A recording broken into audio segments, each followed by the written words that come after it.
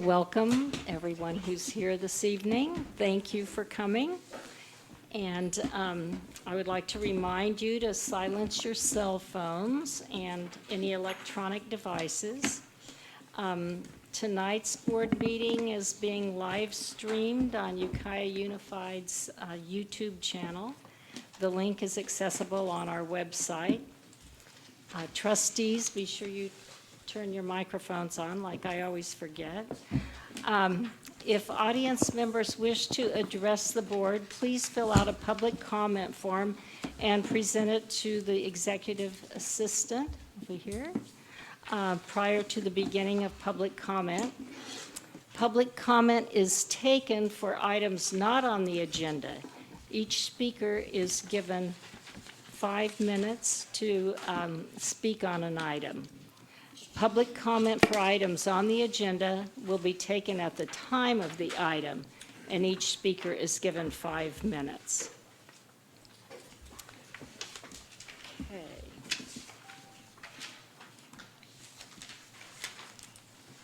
So at this point, I would like for Tina Burrell to lead us in the flag salute.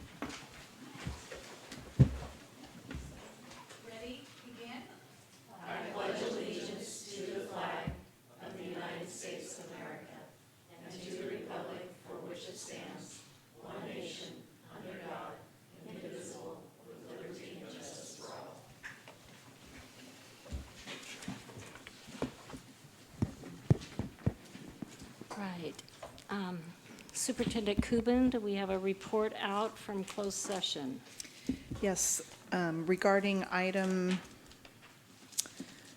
B6, consideration of certificated leave of absence, the board approved a request from a certificated staff member for a 40% leave of absence for the 17-18 school year.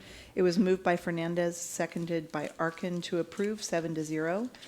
In regard to a leave of absence request from a certificated dean, it was moved by Fernandez, seconded by Arkin to approve the leave request for the 17-18 school year. Roll call vote, 7-0. On item B7, regarding a classified employee request for leave of absence, it was moved by Nelson, seconded by Mulgard to deny the leave of absence request. It was roll call vote, 7-0. Under item B1, during closed session, the board acted to authorize the district superintendent or designee to notify an administrator pursuant to Education Code Section 44951 that she may be reassigned from her position for the 17-18 school year. The vote was unanimous roll call vote, moved by Mulgard, seconded by Nelson, and this is regarding the reassignment of an assistant principal. And that was approval of resolution number 21, 2016-17. Additionally, the board approved resolution number 19 regarding the release of probationary certificated employees. In closed session, the board took action to non-reelect the teachers listed in attachment A. It was moved by Nelson, seconded by Van Sant. Roll call vote, 7-0.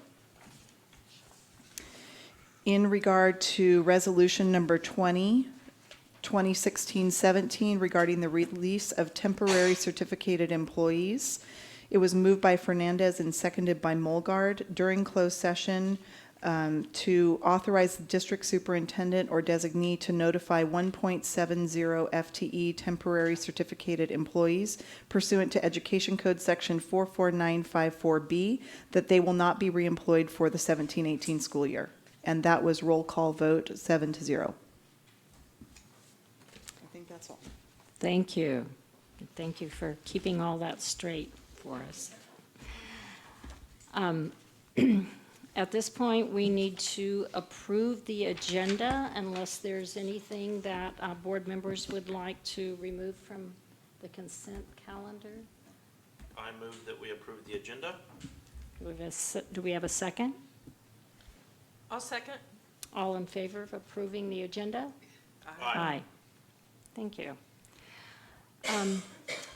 We have a student advisor report, I believe. Devin? Okay, so students at Ukiah High are preparing for the end of the third quarter coming up next Friday. I'm not sure if any of you guys saw, but in front of the newspaper, the UHS robotics team took first place out of 32 different high schools in the area. And they will be advancing to the national competition in Georgia, which will be held May 17th to the 19th. Ukiah High School is also excited about upcoming parent workshops that will help parents and their students learn more about our school and its environment. The workshops will include CTE workshop on the 15th, an educational technology workshop on the 22nd, a financial aid workshop at the college on the 29th, and parents are also invited to meet the principal April 4th regarding any questions about that. In the performing arts, UHS students are reenacting the play Grease, which will be held the weekends of March 23rd through the 25th, and the 30th to April 1st. And then in wrestling, senior Dylan Miles made it to the state wrestling match, in which he made it to the second day and proudly went home, being ranked one of the top 12 wrestlers in the state. Thank you. This might be getting a little deep, but how the robotics team that is going to Georgia, which is super exciting, do you know how they're paying for that trip? No, I do not. I can answer that, Tyler. They are doing some fundraising right Oh. now, and in addition, we are using some gate funds to help them. The rest of it is being fundraised.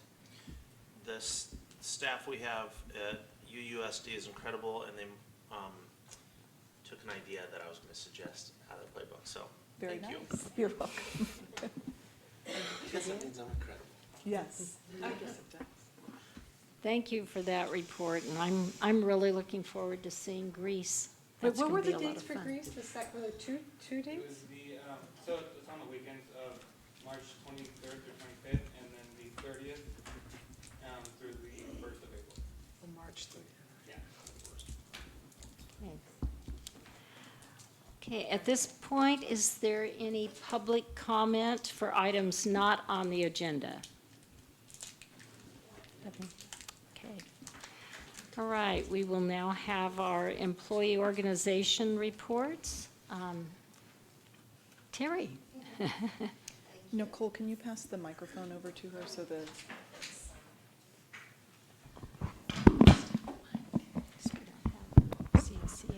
Thank you and good evening. I'm just going to read a little bit to you because NEA and CTA have been busy passing resolutions recently, and I want to read a little bit because it really matches up with the ideas and the intent that the board passed with their resolution last month, and I thank you for that. As teachers, nothing is more important to us than our students. We devote countless hours to improving the conditions of learning and the delivery of instruction to each student in our class. This school year, with events happening at the national level, we need to remember to continue to advocate for our students. We must continue to stand up for them and the high-quality education we know each of them deserves. Educators know this is not about politics, but simply that every student needs and deserves a safe, welcoming, affirming learning environment. Research shows that learning is stunted when the most basic need to feel safe and respected is not met. We're here to say to our students, you are safe with me. There's an NEA pledge online that people can take that states, I will stand up and I will speak up for my students so that they all have a safe and affirming learning environment. I will take action with NEA so that every student feels welcome and safe at school. And part of the CTA resolution of unity, resolve, and resilience, I'm not going to read you the whole thing, but the gist of it, there are 325,000 members of CTA committed to making sure all California students get the public education they deserve. We ask all Californians to join us in supporting a strong, inclusive, safe, and innovative public education system that ensures that all students can succeed, regardless of their zip code. Our public schools must remain centers for our communities and not become corporate profit centers. So it goes beyond just the safety issue. Therefore, be it resolved that educators and all public education supporters will remain vigilant and protect students from any policies that hurt students and their families, our schools and colleges, the teaching profession, and our communities. Be it resolved that educators and all public education supporters across California vow to call on federal, state, and local lawmakers to advocate for the public education all Californians deserve. Be it further resolved that educators and all public education supporters will encourage local school districts and city councils to pass similar resolutions to keep our public schools public and demand the public education that all California students deserve. And then just some short updates about what we've been doing this month. Our board buddies are really excited. I've heard several reports. They're excited about having ongoing meetings with their board members, so thank you very much. We just finished a rep council training and dinner on Monday, Tuesday. It's been a long week. We had 26 teachers who came to learn the ropes of being an effective rep for their site. We look forward to our council with Deb on the strategic plan in April, and we're working hard on getting report cards finished. Thank you. Thank you, Terry. Next, we have our leadership team report. So Mrs. Burrell from Calpella. Yes, thank you. Should I make sure it's on? Okay, thank you, welcome. I'm happy to be here to let you know what leadership is doing. We're currently finishing up on professional development with Leadership Network on PLCs and going deeper and kind of revisiting that, because a few years ago we started training on that and then we got focused on some other things, so now we're kind of revisiting it and going over norms and how to have effective professional learning teams on Wednesdays. That's the focus. And then I'd like to thank you for supporting the art docents, and I want to let you know what's going on at Calpella. We have currently just secured an art docent that's very familiar with Hopland and Calpella and Redwood Valley. Her name is Barbara Selvage, and she's going to be focusing on art and science, and she's going to be working on surface tension with surface tension and how it works to make paper. We're going to be working on sumi nagashi, which is floating ink. It's kind of, so the kids are going to learn some science. It's going to be done in the science lab, and the paper is going to be used for Mother's Day gifts or cards and stuff like that. And that's for the K2. And for the 3-4, we have a retired teacher, Mary Monroe, who's going to be working with those students and focusing on watercolors and paints and how to use the different mediums and things like that. So she's already begun that. She's having a little break right now with the trip to Hawaii. Today's her birthday. Yesterday was her birthday. Yes, And yours too. Okay, your president's. It was your president's, sorry. I'm a day late. And then also something that's in our single plan for student achievement is we have some assemblies that show kids about diversity, and March is our month, so we have a theme called March to the Beat of a Different Drummer. So we've started off with the taiko drummers last week, and every Friday for the rest of the month we're having some artists come in. So this Friday we're having our West American drummers come in, and then next Friday they're called the California Old Time Fiddlers, better known as our Irish musicians. They're coming in on the 17th, which is going to be fun. Wow. And then the next one is Brazilian Capoeira, which is like a Brazilian martial arts, dance, and music. They do some classes at Space. And then the last group is the Native Powwow Drum Circle, and it's a group from Oakland that is, it is all nations is what they call. So they're coming from Oakland to do some of the drumming and storytelling. So. Are they just coming to your school, or as long as they're up there, can we get them to go to the school? They're just coming to our school. What I know of, I don't coordinate for other schools, but we did jump in on the taiko drummers because what they do is they had an assembly in the morning for Frank Zeke, and they sent me a little letter that said we're going to be in the area, and so we jumped on it. So that was kind of a What time are addition. the fiddlers coming? The fiddlers? They're coming in the morning, 8:30, one at 8:30, one at 9:30. Okay. Yeah. So that's what's happening. Thank you, Tina. You're welcome. Can I ask a question? Yes. So Tina, how do you do it? you have, what, K through 2 at one time, and then, Mhm. is that how Yeah. you're splitting them up there in the cafeteria, sort of? We have to. Yeah, that works out? Yeah, we make it work. It's one, That's great. it's one day, a week. And so we did the same thing last year. We focused on a month where we celebrated it and, taught the kids about diversity. So, Very fun. Oh, fun. yeah. Yeah. Okay. Thank you. Thanks. Thank you, Tina. Tina. And just kudos to Calpella and their staff for quick response related to, a potential unsafe event. Their staff was amazing. And so I just want to thank you, Tina, and your staff for all the work that you do to keep kids engaged and feeling safe. Yes, thank you. And to Superintendent Cuban, because she rushed out there right away and helped me with everything, so.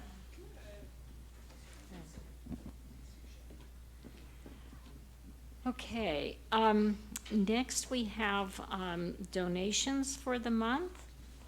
And first of all, we have Beverly Ann Castro, who has given a donation to Nokomis Library in memory of Carla Sankovic. And then also for Nokomis School is a donation by Life Touch. And then books for the Frank Zeke Library have been donated by Gail Montpere. And books for the Nokomis Library by Gail Montpere. And a check for Oak Manor from Life Touch. So the total of our donations for this month was $1,065, and I would like a motion to accept these donations. I move acceptance of these donations with gratitude. We have a second? Second? Okay, all in favor? Aye. Thank you. Okay. Next, we're going to Penny, who's going to give us wonderful news, right? And Penny, before you get started, as Sure. I go to different meetings around the state and talking to other superintendents, I am always so grateful for our fiscal staff. They do such a great job keeping things on track and making sure that we are financially solvent and not letting the superintendent get too crazy with ideas. So anyway, just thank you to you and the staff for all the great work that you do. Thank you very much. It's a pleasure, and frankly, the fiscal department staff is outstanding. So thank you to Katie and the rest of the folks. Thanks, Juan. So here we are at our second interim budget report. I did put together an agenda, and that keeps me on track so that I don't forget anything. You'll see our very familiar budget and LCAP reporting cycle, because we want to understand what we're looking at in all the numbers that you'll be seeing. And frankly, it's basically, you approved in December the first interim budget report, and so now that was a picture in time as of October 31st. And then second interim budget report is reflective from January 31st, that picture in time. And so what I'm going to be reporting mainly on is the difference. What has changed in our budget since you approved the December first interim to second interim. And then this budget cycle kind of is the different color codes indicate the different years. And so that we actually do have 3 different years we look at in one fiscal year. The yellow one being when we close the books in the summer, and then we report to you the actuals from the prior year. And so then the adoption in blue, the first interim and second interim are our this year's budget. The beige color are when we start looking at next year. So we've already received the governor's budget proposal for 2017-18, and now those changes are incorporated into what's changed in this year, and then we create the new multi-year projections to reflect that latest information that we received in January. And then this, that was more from the budget perspective. This is our LCAP life cycle, and it's really more our LCAP and strategic plan perspective. Kind of going over, I think we've seen this before in my my budget reports, it's kind of cleaned up a little bit, and it comes from school services. So we'll always continue to adjust, our revenues and expenditures. That's part of the basic assumptions. And then it's important to understand, too, the board goals, including maintaining fiscal solvency, and then the implementation of our LCAP are really the driving force in how we allocate our resources. So this shows our main portion of revenue. I believe it's well over 70% is our local control funding formula, and it's based on our average daily attendance. We do show an increase from first interim to second interim of 19. So that's what our estimate is that Katie and I look at. We did not change from budget adoption to first interim, and then we almost always build budget adoption based on the guaranteed P2 of the prior year. So now we've started the year, went through first interim, and are now saying, okay, we feel comfortable that we will be increasing these 19 over where we started. And then, unfortunately, we have a decrease of the 1.87% on our unduplicated pupil percentage, which is what calculates our supplemental concentration grant. And that's based on a 3-year rolling average, or the current year, they do take whichever's higher, okay? Is the 75 the 3-year average, or is it the? That is the rolling average was the higher of the calculations, yeah. And then just a note too, that any of the contributions to restricted programs are mainly the special education, since now transportation is rolled into the unrestricted side. But we do require the other restricted programs to balance. So if there's an increase in revenue, then they can increase expenses, but if there's a decrease, then they have to decrease to keep those balanced. So this is a closer look from the December report to this report, first interim to second interim, on what changed in our local control funding formula. And fortunately for this year, we have that bit of increase, and it's based on the increase in ADA, adjusting for the unduplicated pupil, and that change in gap percentage funding. So there's all these variables that are always moving around on us. But right now, $218,000 more than we thought for this year since December. And it's splitting that up between the all-important base grant and then the supplemental concentration grant. In the gray column, you can see what the differences are in those two pieces that make up the total LCFF. So just a little bit on the supplemental concentration, and that new number there is what we've been looking at for our strategic plan and all the adjustments and so forth there. So now here is where everybody, had nightmares, I guess, is because they've changed next year and are not going to fund any of the remaining 4% gap. They are just going to be funding, as of January, the COLA for next year, which is 1.48%. And so that is a change from December of a little over $1 million less in our local control funding formula for next year. And then you can see it kind of carries, also a bit of a decrease in 18-19. So there's just some of the assumptions. You can see that rolling average starts to hit a little harder next year and the year after on the UPP, unduplicated pupil percentage, which can change, but as the economy improves or whatever happens, it could not as well.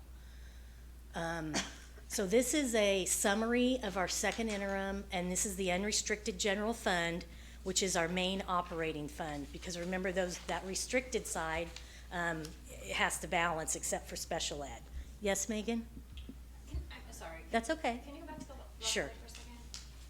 So if I'm looking at 17, 18,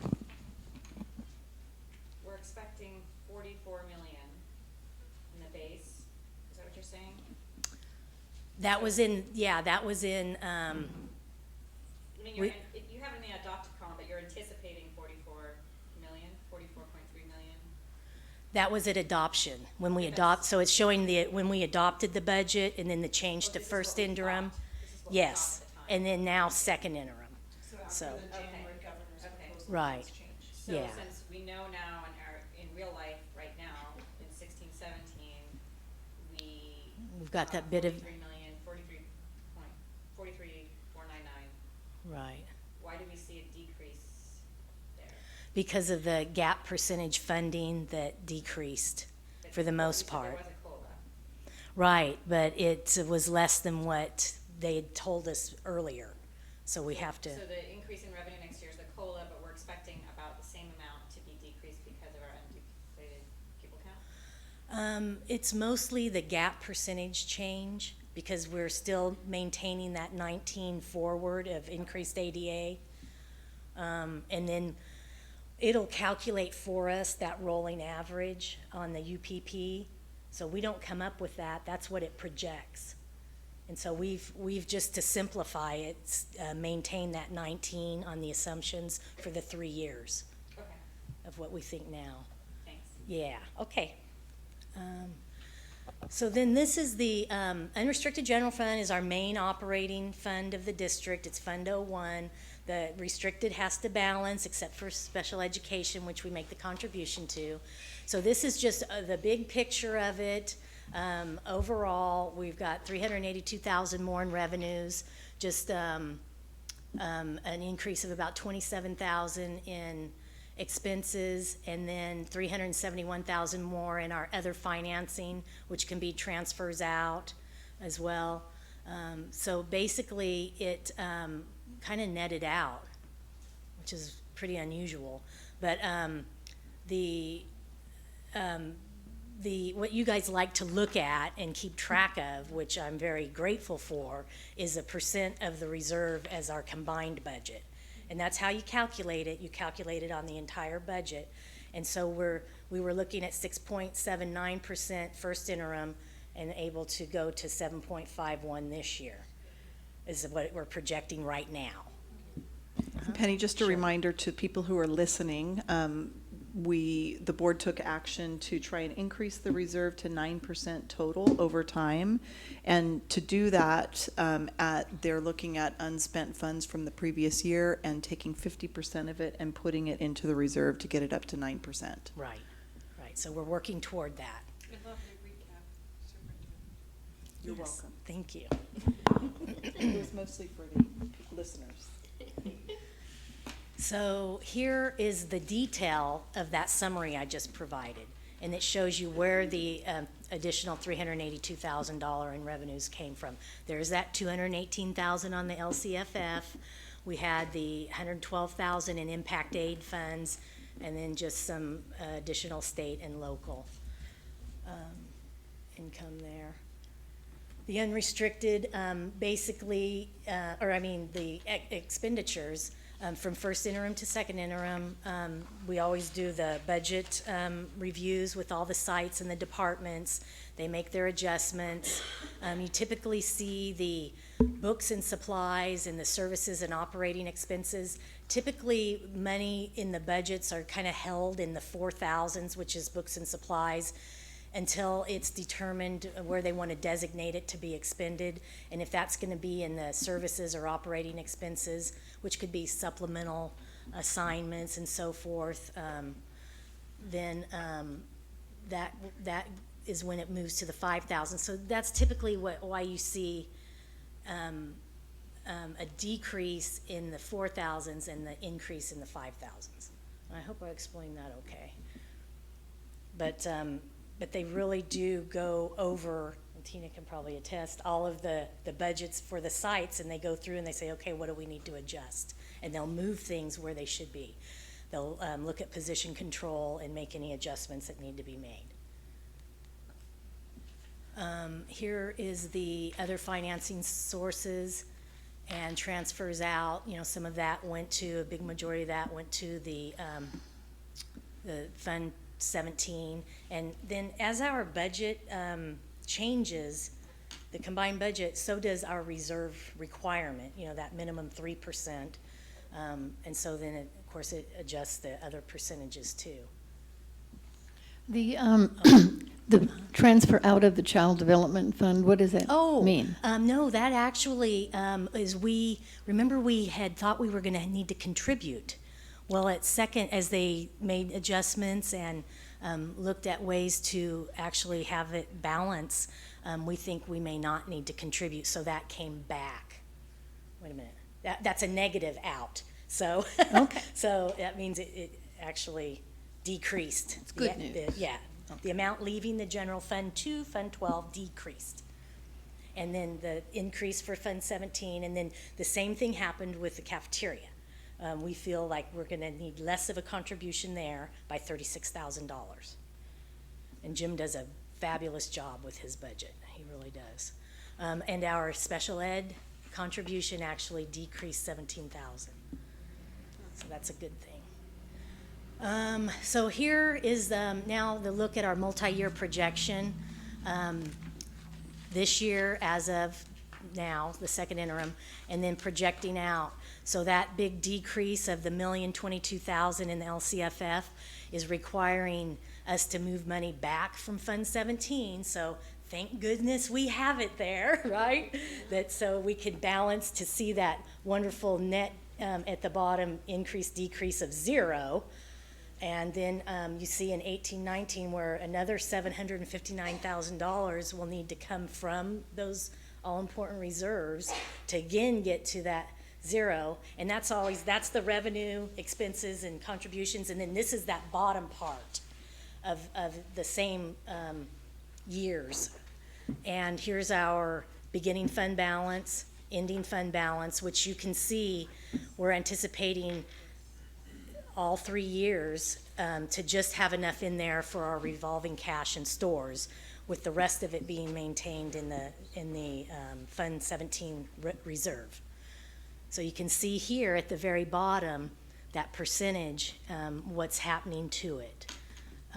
And so we do need to make some reductions as of what we're anticipating, the reduction in revenue for next year and the following year as of January. So we still have the governor's May revise, which is statutorily required. And so hopefully there'll be better news then, but we always have to report on what we know right now. And I thought it was very important because we are short in some key areas. Our textbooks, I didn't put detail, although Katie is constantly adjusting based on current estimates of costs, and then all of the different subjects that were required to have textbooks, and these are the latest additional amounts required by year. The facilities, unfunded facilities, Gabe Sherman will be presenting our new deferred maintenance 5-year plan, and Gabe has been able to identify some real needs facility-wise in the district that basically just hadn't been brought to attention before.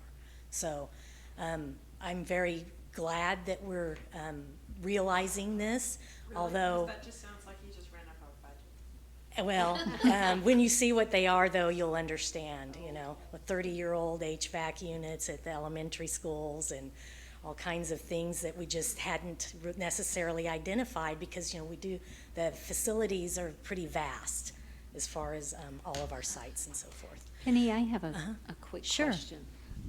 Actually, it's for Katie. I was wondering with this textbook, the needs we have, are we getting online textbooks or are these regular textbooks?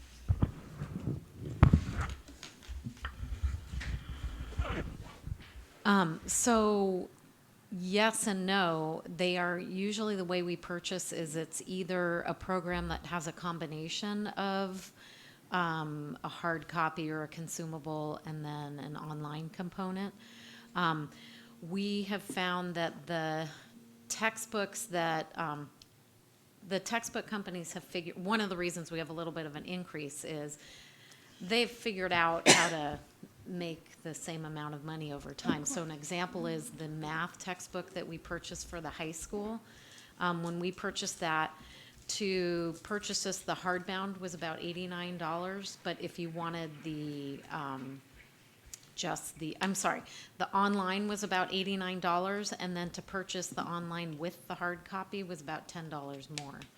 So, we ended up purchasing both, so we had both options there, but, there's another additional, program that we were looking, at reviewing this year for middle school, and it's a combination of online, and it does have a consumable component, and it's coming in much higher than what we estimated. We estimated $247 per student, and it's about $300 per student. So what we thought would help save us maybe in online is not coming out to that, because they've figured it out, or it's with ongoing licenses, or so unfortunately we haven't seen savings from that like we were hoping. Now, do the students love it? Yes. Has it been great for some kids, you know, in terms of accessibility? That's been really, at the high school level, I know that they're, you know, using that, so, but, yeah. And so most texts now have both, or some combination. Thank you for that. Chair Barrett, I'd like to make a motion that we agree this is a frickin' racket. This is a racket. This is ridiculous. That we have to buy all of that technology and all the kids have Chromebooks and now we're paying even more for textbooks. This is ridiculous. Is anybody trying to do something about this? Like, is the state saying we're gonna take this in-house? Or we're gonna all agree that we're all gonna buy from one state company or something? Not currently. There's no plan. No, they And I'm have. not blaming you, I'm not saying this No, is no, real. This is like a mistake. Yes. No, currently, I don't know of any plan of the state creating curriculum or doing mass purchasing. And plus textbooks and facility needs are now rolled into the LCFF, so we're supposed to do all the funding from there, so. And then I did note here what we do currently have set aside. If you guys will recall, we created locally restricted resources that house currently the balance for our technology infrastructure upgrade, $803,000. We do currently have $575,000 worth of textbook funds, and there's a $272,000 balance in deferred maintenance, which we will be using. So here's some continuing cost increases, just a little different way to view it. PERS and STIRS increases for next year are up $677,000, and then and then the following year they are up almost $800,000. Statewide next year, it's about $1 billion of increased pension costs to the employers, and it's about $744 million in total additional funding. So just the pension costs is substantially more than all of our new funding. So that's why we're having to have those, that's why we have our need for reductions, which is across many, many other districts are realizing the same thing. And many of them are using reserves, planning to use reserves and then make additional reductions in 18-19. I've seen that a lot because we have an online CBO listserv, and there was a poll, and there were several that responded. Some are making actual position reductions this year. A lot of them because of declining enrollment. We're basically pretty much flat enrollment. We've had a little bit of an increase, not real substantial, but that's very much to our benefit, though. Rather have that than declining. A minimum wage increase, we're going to be good through next year with our very first cell. I probably should have redid that for you guys. I'll bring it to you with estimated actuals in the budget adoption. But we've got a couple of years with that $15 an hour minimum wage for some of our classified salary schedule, the staff. We're going to have to address that in whatever manner that'll be negotiated. So then I noted the facility needs, and then that early education changes that they've been talking about that In the governor's January proposal, he said he was going to pause for now, but it could be just for this next year. We are also having to absorb the sick leave accrual for our part-time employees, substitutes and so forth that in the past we hadn't had to fund. So that was another statute that cost us money.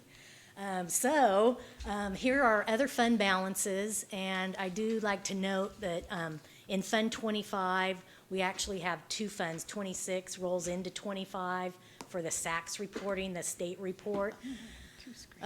25 holds any of the remaining developer fees, which we are scheduled to expend.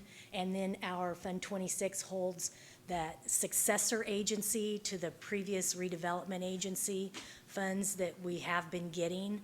I'm working on learning more about that. I've met with Steve Turner, who's the representative for the schools to the successor agency, to learn a little bit more about that calculation to see how much we can expect in the future, if any. And Penny, I'll just add that funding is earmarked for the South Valley renovation. Yes, that's how we were able to fund that. So we were very happy about that. So here we are to our next steps, and we're going to try to look at budget reductions.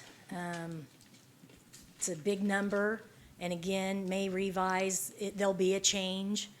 We can hope that it's, for the better after that horrendous January proposal. The Legislative Analyst's Office has stated that they believe the revenue projections by the governor are low. So whether or not he chooses to change that will remain to be seen. And then we'll, in Sonoma, we'll go and watch the May revise. And then in June, that next part of the budget cycle will be the estimated actuals for this year and the adoption for next year's budget. Those come together to you at the same time, and that's when we try to get as close as we can on the budget. Yeah, and then whenever the state decides to adopt next year's budget, we'll take it from there. So we recommend that you approve the second interim budget report and the budget revisions contained therein, and that would be with a positive financial certification that we can meet this year's obligations and the subsequent 2 years, which is the requirement. Are there any questions of Penny? Megan? Well, I don't know if this is a question for Penny or the board, but do we need to revisit developer fees? I don't even really want to, but I'm wondering if we need to. We do. So I'm just thinking we need to schedule an initial discussion about that. We actually thought about putting that on the agenda in April. So Okay, great. we are just Looking so forward to thinking it. the same. Okay, that was just my thought for the moment. I just wanted to add, although we are proposing to certify positive, it's really clear that we have a structural deficit in our budget. And if things don't change with the May revise, now it sounds like revenues are coming in higher than projected from the January's governor's proposal, so we may see a change in May. But currently, we have about an $800,000 structural deficit in the budget. And although we're recommending that we certify positive, we're starting to eat into the reserve. And so eventually, we feel like we should identify some reductions. It's not urgent right this moment, but as you've seen in Penny's presentation, there will be eventually a problem. Is that something you want to discuss now?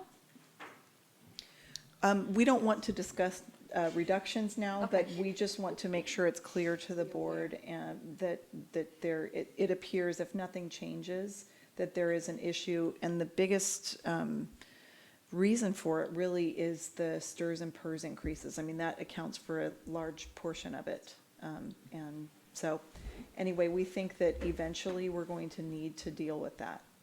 Unless something changes in May. I always have my rose-colored glasses on, which probably drives Penny crazy. No, I'm just kidding. But eventually, we think if nothing changes, we are going to need to come back to the board with recommended reductions. because the other things that are, that we're that increase just on the natural, step and column increases, and we're not even getting funded enough for the pension increases. So you compound all that, and it's substantial, the amount of difference. At our superintendent symposium for the state, the legislative analyst's office showed this slide that showed an average for school districts in California, and of the new funding that most districts are getting, 30 to 40% of it is being eaten up by pension increases. So, And that's since the inception of the LCFF, correct? Yes. It's terrible. Yeah. I hate to focus on that $800,000, but it's a little, in my checkbook, that's a big number. And I'm wondering, thank goodness we have the savings, I'm glad we've worked on that.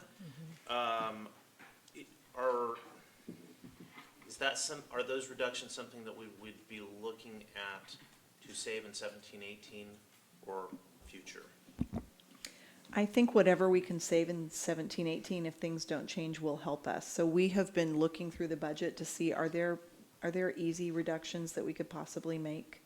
And so we're just starting that conversation. But if the budget does not change in May with the governor's proposal, whatever we can reduce sooner, the better we'll be off. It sounds horrible, but it's better than being in the red. Trustee Arkin? I just want to thank you, Penny, and your staff.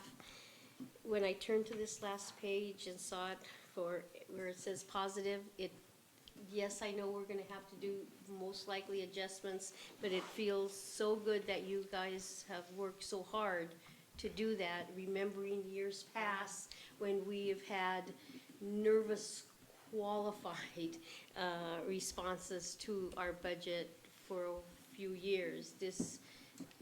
Thank you.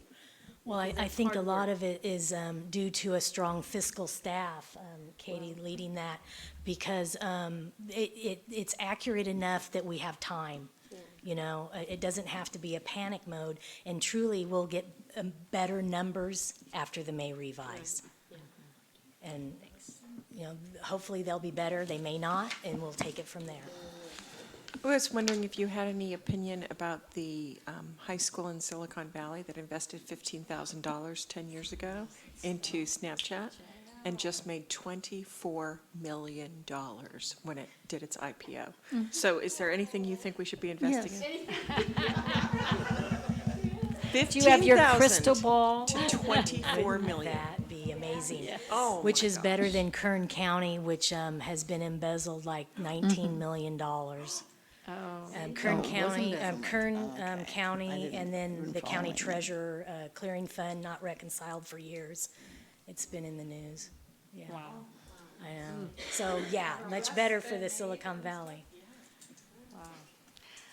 Okay, so at this point, we need to have a motion to President Barrett, accept this I have had this budget up for a while. report with the positive certification. I had a question. I've Oh, had that I'm up for a sorry. while. It's Okay. okay. Do we have any inkling at all of any reductions at the federal level? Oh, in my executive summary, unfortunately, Katie and Christy and Deb have been working on that. $317,000 or $322,000 reduction for Title I next year. Yeah, it was a approximately. 17%. That's Yeah. nationwide or just our budget? Us. That's our Us. budget.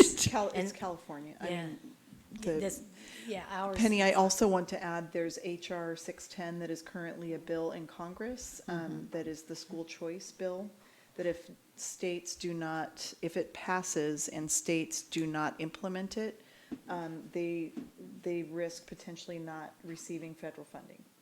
So that's certainly what is happening nationally, could certainly hit us. We're calculating our total amount of federal dollars. We receive over $1 million in Title I money. So it's all the titles that we get. So anyway, we'll see what happens there. Right. I would like to make a motion that we approve the second interim budget report. I'll second. Okay, all in favor? Thank you. Thank you, Penny.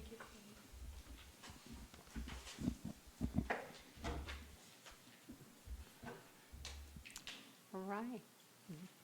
Gabe Sherman is on with the 5-year deferred maintenance plan. And I also want to give a lot of praise to Gabe and his staff for working on so many levels, but 5-year deferred maintenance plan has been updated for the board, and hopefully it captures our needs. Obviously, there's a shortfall that Penny discussed, but anyway, Gabe will walk you through that. I know you've had time to review it, so. Yeah, well, good evening, trustees and Superintendent Kubin, thank you. And yeah, every time I think my job's hard, I look over at what Penny deals with. Puts things in perspective.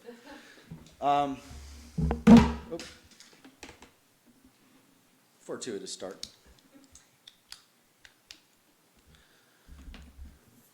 Okay, so starting off at the top, Ukiah High School, pretty much status quo from last year, although we have identified a few items that that we have some requests on and that are unfunded.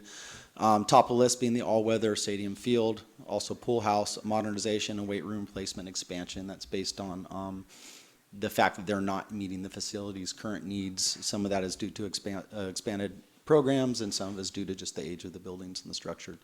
We also have some storm drain issues that we've identified this year, and we'll be hopefully tackling this summer. Gabe, before you move off of that, I want to especially hit the issue with the all-weather field. I know we discussed this when we did the track. The girls soccer is shifting in the league to a winter sport.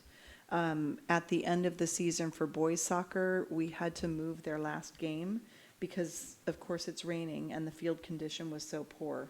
So they had to move that to an away game. So this has become heightened. It's come up in our facilities master plan discussions, and so I just want to bring special attention to that for the board. And I'd also add, I mean, I think there was more than one game that was canceled due to the conditions, and even in spite of that, the field is in worse condition at the end of the playing season this year than it was last year, and I have no reason to expect it gets better after we added the girls' teams to it. So it is problematic. The grounds guys work very hard to maintain it. They're going to be going in there full bore as soon as it dries up for them to get out there and doing a top dress and reseed. We're looking into creative ways to get around it. One of the big ones is bringing in sod, but that's costly, and the field continues to deteriorate. I mean, it's a mud pit right now, to be honest. So, and there are safety concerns among other things with that.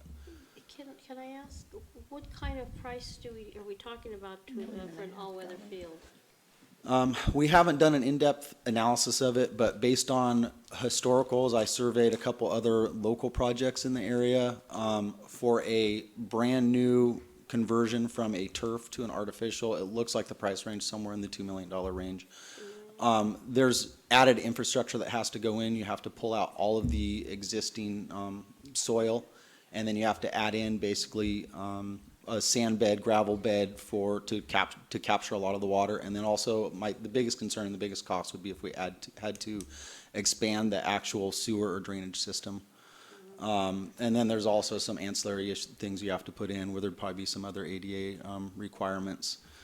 Once they're in, it looks like it's about $1 million to replace that field. So if we already had an artificial turf field, that cost would be about half that to replace it. And the industry average seems to be about a 10-year replacement cycle, although that fluctuates based on usage. So if we put it in, if we did go down that route, we'd also have to consider it's not a one-time cost. We'd have to look at a replacement program similar to what we're doing with our artificial track. Setting money aside every year, which was wise that we did it with that, because we can look down the tunnel and look like we have some pretty good funding for that. So. And what about, what do football guys think about that? I believe I know there's a lot of people who are proponents of grass, but I think overall the consensus is that it's needed. People like grass, but if it's torn up grass, artificial turf is much better. So, and we can explore other alternatives. One thing that I have talked about with some of the program people over there is the possibility of not doing the artificial field in the stadium, but moving it up. But you'd have to have some sort of lighting and stadium seating. So if we're trying to do it on the cheap, try to achieve everything, it would probably be in the stadium field would be our best bet. So. And do most Santa Rosa schools have that? We are, to my knowledge, we're the only school in our division that does not have an artificial field. But the reason we did it, Yeah. we just made that decision a Right. few years ago. I And it was remember. basically because orthopedic doctors were saying it was still better for knees and ankles. I remember, That's what I recalled the argument being. yeah. And Turf, though, has probably improved each year with technology.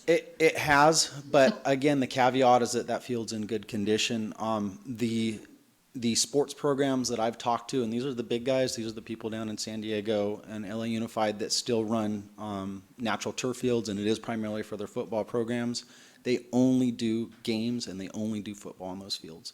So those fields are, they're one season, and then the rest of the time they're resting. They might do scrimmages every once in a while, but we don't, unfortunately, we don't have that luxury. We have one stadium, so.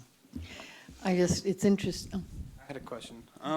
I know you're looking at the main field, but what about the practice field? I've heard many complaints about practice field, and I was just wondering if you.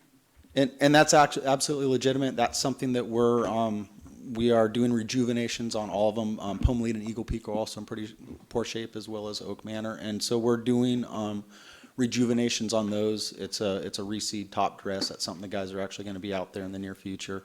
The biggest problem with all the fields is that if they're always used, we can't reseed them, and so we're working with, work with Ty and work with Gordon and Eduardo up at the high school to get a program in place to get them reseeded. And we actually earmarked some money for it this year. We had, thanks to Penny and Katie, they found about $20,000 for all of our fields, which goes fairly far. And then also LSAO, our lead groundsman, was able to negotiate with Cold Creek Compost, partially because of the stock of books that we're giving them.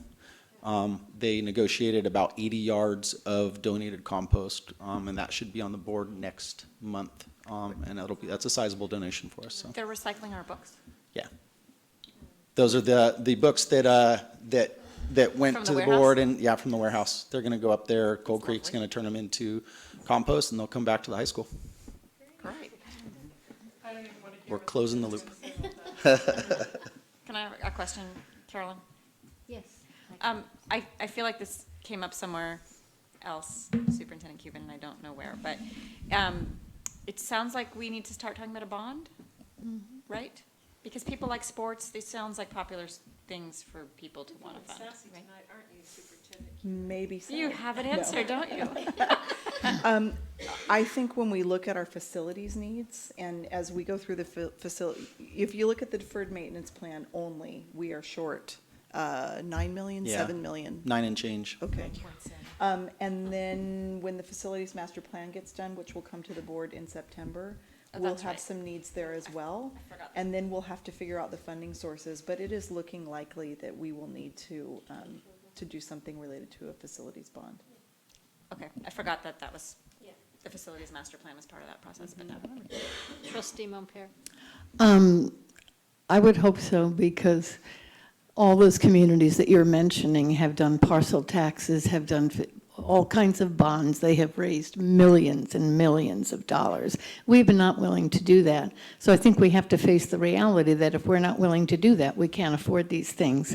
Because, and additionally, when you talk about a 10-year replacement, that's not what I'm reading in the paper. There are 6 schools that have filed lawsuits with the company because it has not lasted more than 3 years, and they've gotten nowhere. So Sure. I think Well, we have to investigate it very carefully. We'll have to go in very, very cautiously.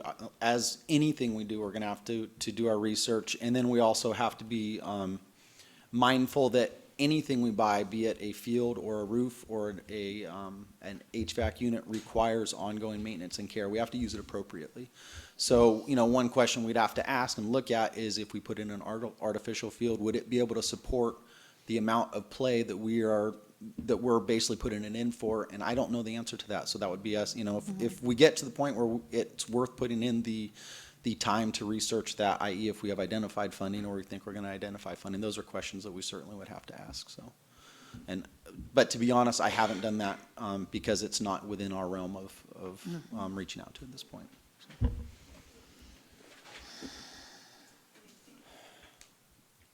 Shall we move on? Yes. South Valley High School, I think this is all, hopefully we're all on the same page as far as this. The roofing is going to be done this summer. It's under contract. The painting was done this last summer. And the CT and office improvement project, which is the replacement of the old office and the new CTE building and culinary facility, is going to be targeted for summer 2018. And these are unfortunately some old photos, so they don't show the new paint job. I'll do better next year. There'll be new buildings next year, right? Eagle Peak Middle School, buildings AG, H, and F, those are circled in red, are due to be painted this year. The classroom buildings are not on the schedule for this year. They weren't in quite as bad shape, and I didn't have the funding to do the entire campus. So I built the project around having alternates, and I took out the remaining buildings from the alternates because, again, we didn't have the funding for it. The comp shingle roofs and gutter systems, we pulled the bid, as you know, because it came in about twice what the going rate is. It came in about $18 a square foot, and we only had one responsive bidder. And we felt that the money was better used to hold it again. We went out to bid in November of this year, which is about 4 months earlier than you normally would go out, and we still had most of the respondents decline to bid because they're at or past their bonding capacity. So it's a really hot market right now. We've also identified in the meantime a few other issues out at Eagle Peak. The well roofs are beginning to delaminate. That was because when the roofs were put in, and the wells are the flat portions on the buildings where there's electrical units. There was a problem with the installation, and that the roofing contractor or the roofing specialist we've hired believes that the pitch pots were at too hot of a temperature. So those are probably going to have to replace in the near future. Classroom HVAC, the gym cafeteria and A building well roofs, and B, C, D, and E exterior painting are all projects that we've identified that we know we need to do something with, but we don't have funding for at this point. And again, the athletic field restoration is planned for fall of 2017. So.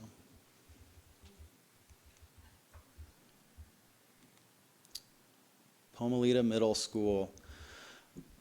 Major issues at Pomalita are, again, tracks, the tennis courts, which I know that the board is aware of, and roofing issues, which I brought last year. And we've added to that painting as another issue that we're going to have to look at. And unfunded would be the roof of the Sims building, the tennis courts, and flooring replacements. I'm going to diverge on, or go off track on flooring for a minute. I didn't bring flooring to the board last year. I've had a chance to really do more of an in-depth audit. The industry standard, in fact, if you ask JK Architecture for the facilities master plan, they say the average for school districts flooring is about 10 years. Most of our flooring is about 20 years at our older schools and elementary schools. So that's Pomalita and the in-town elementary schools. And I mean, I think we should be shooting for 15, but again, I think there's significant amounts of flooring. There's a lot of the VC and tile floors starting to come up in areas, and we've been patching it. So there's classrooms that have 3 or 4 different types of tiles in the classroom at this point. And I think long term, we're going to have to really look at replacing the tile or other alternative floorings as well. Is there any asbestos under any of that tile? We have HERA reports for all of the sites. Most of the tiles with asbestos have been taken care of. There's 2 sites, which I believe there's a little bit left in some of the kitchen areas, but off the top of my head, and if you want me to, I can come back and give you an exact, but off the top of my head, I think most of the flooring asbestos issues have been taken care of. We have 3 major asbestos issues, and one of them is Oak Manor, which we'll get to. One of them is South Valley, the office, which we're talking about, we're going to be taking out, and then there's some transite shingles on the sides of Calpella and Nokomis.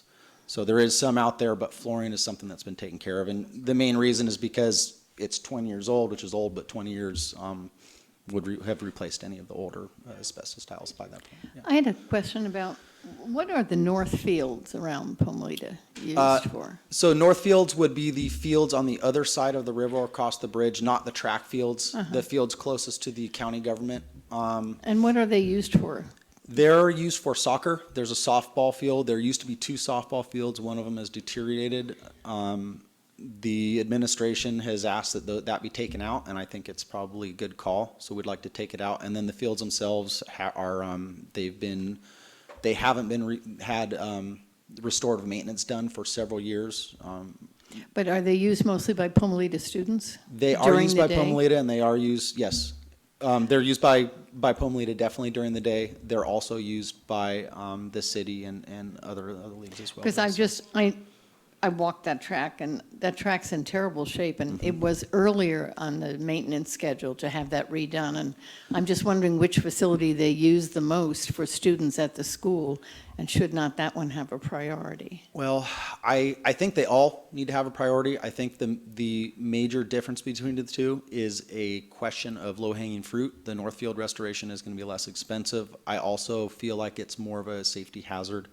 While the track is definitely hard on the knees right now, it doesn't have trip hazards where the Northfields have gopher holes, they have divots. There's a lot of hard pan where there's irrigation missing. So, you know, we're doing what we can with the funding we have. We can't fit everything in one nice, neat package. Okay. So, and again, this is a proposal. If you feel like we need to move things around, I'm absolutely willing to work with you on that. So. No, I trust your judgment.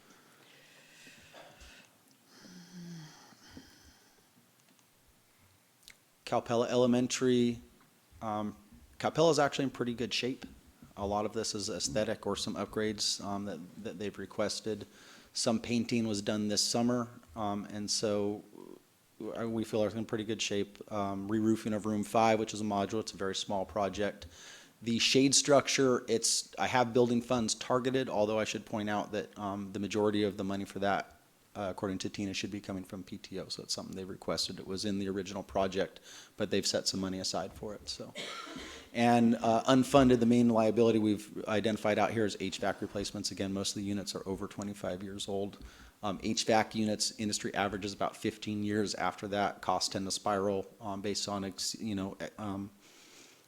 higher maintenance costs, higher parts. In fact, at a certain point, we stopped being able to acquire parts at all. A lot of the units that were taken out of the high school and other sites were cannibalized by our maintenance staff, and they actually have a inventory of parts to repair some of the units that are out there that we can't buy other parts, and we're getting to the point where those are no longer available at all. I just wanted to, did I hear that most of the funds for the shade structure are gonna be coming from the PTO? Mm-hmm. $100,000? The shade structure here is quite a bit less than that. The shade structure if I put $100,000, I had the number wrong. Grace Hudson's was quite a bit more. Grace Hudson's might have been the 100,000. Okay, because I know the one at Ukiah was also $100,000. And that was a. Must be a difference. That was this one would be, it's basically metal posts with a fabric umbrella over it. Quite a bit less. It's not a rain shelter, it's a shade structure. And they tend to run about 15. They're DSA required, so there's gonna be a little bit of money that we'd have to put into it. But again, the majority of the money comes from PTO funding. I wanted to meet those parents. It'd be awesome. Yeah. I know, they did that at Calpella too. I had a question about the flooring. I've gotten a lot of calls about that, the flooring in South Pond. Yeah. And people taking their classrooms apart, and then it didn't get done, and then taking them apart, and it didn't get done, and it's a little frustrating. So is there a definite time when Yes. that's going to be done? It is happening this summer. This summer, Yep. okay, thank you. And they are definitely delaminating. I think it was on the original plan for this summer. And we're actually looking at some pretty, I have a pretty interesting proposal out for that, and I'm not gonna promise, but I hope to actually do more than the 3 with that money.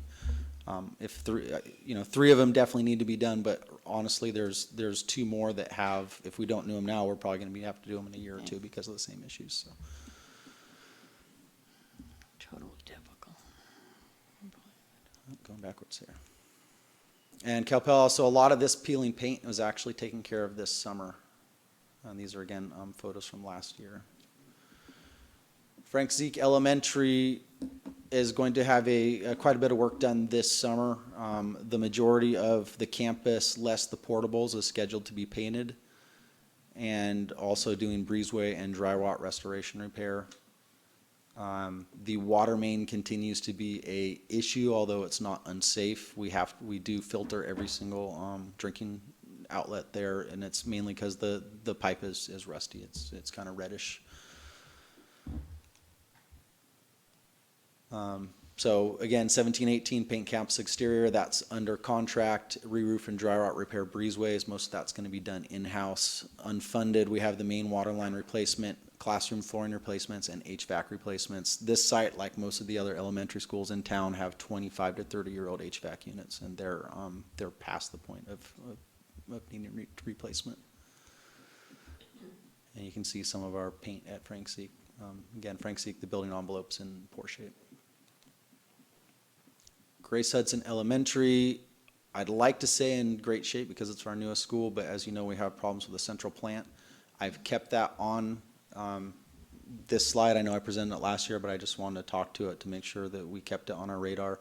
The repair replacement heating cooling system, the cost in this slide is $150 to $200K. That's just for repairing these issues. That's not for addressing the larger issue, which is that the plant is incredibly inefficient. If anyone has any questions on this, shoot, otherwise I will just skip past it. Hopland Elementary, nothing to be done. We did replace a portion of the library modular roof this summer, and that would be that section right there. That's all taken care of and done. Oak Manor Elementary, in the same shape as the other town elementary schools as far as building envelope and HVAC units. This summer, we are adding the portable. We're also abating and replacing the cafeteria ceiling, which is one of the large remaining areas where we have identifiable asbestos. So the ceiling will be taken off all the way back to the rafters, and we'll be putting on a modern gypsum board and then tile ceiling, acoustic tile ceiling. Which site is that at? This is Oak Manor. Oak Manor, thanks. Yeah, and that's, so it's 17-18 fiscal year, summer of 17 would be the actual year to be doing the work. And then the following year would be campus exterior painting and breezeway roof restoration. Unfunded, we have metal roof restoration, and there should be HVAC and flooring on there. There is on the spreadsheet. I neglected to put that on. I apologize on this slide.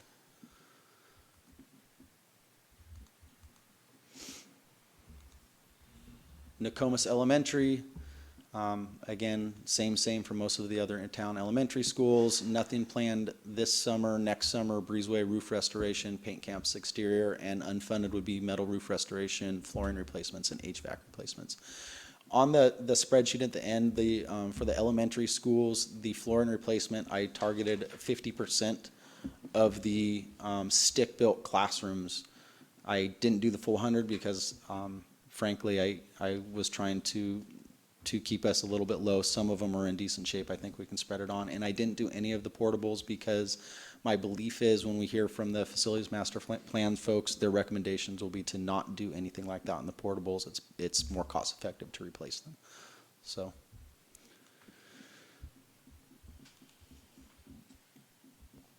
Redwood Valley Elementary School. I don't think there's much to say there at this point. I'm sorry, B. Thank you. Can we just reminisce a little bit? We- See that slide again? We can, yes, absolutely. And I will say, I was actually talking to Tina earlier, we'd love to come up with a plan to take the multipurpose room for Redwood Valley and move it over to Calpella, because it's still a great multipurpose room. And most of the other elementary schools would love to have that building, so. Yeah. And it's in good shape, too. Okay, Nokomis Elementary, again, much of the same. Breezeway roof restoration and paint in 1819, and unfunded, again, we have the metal roof restoration, classrooms, flooring, and HVAC.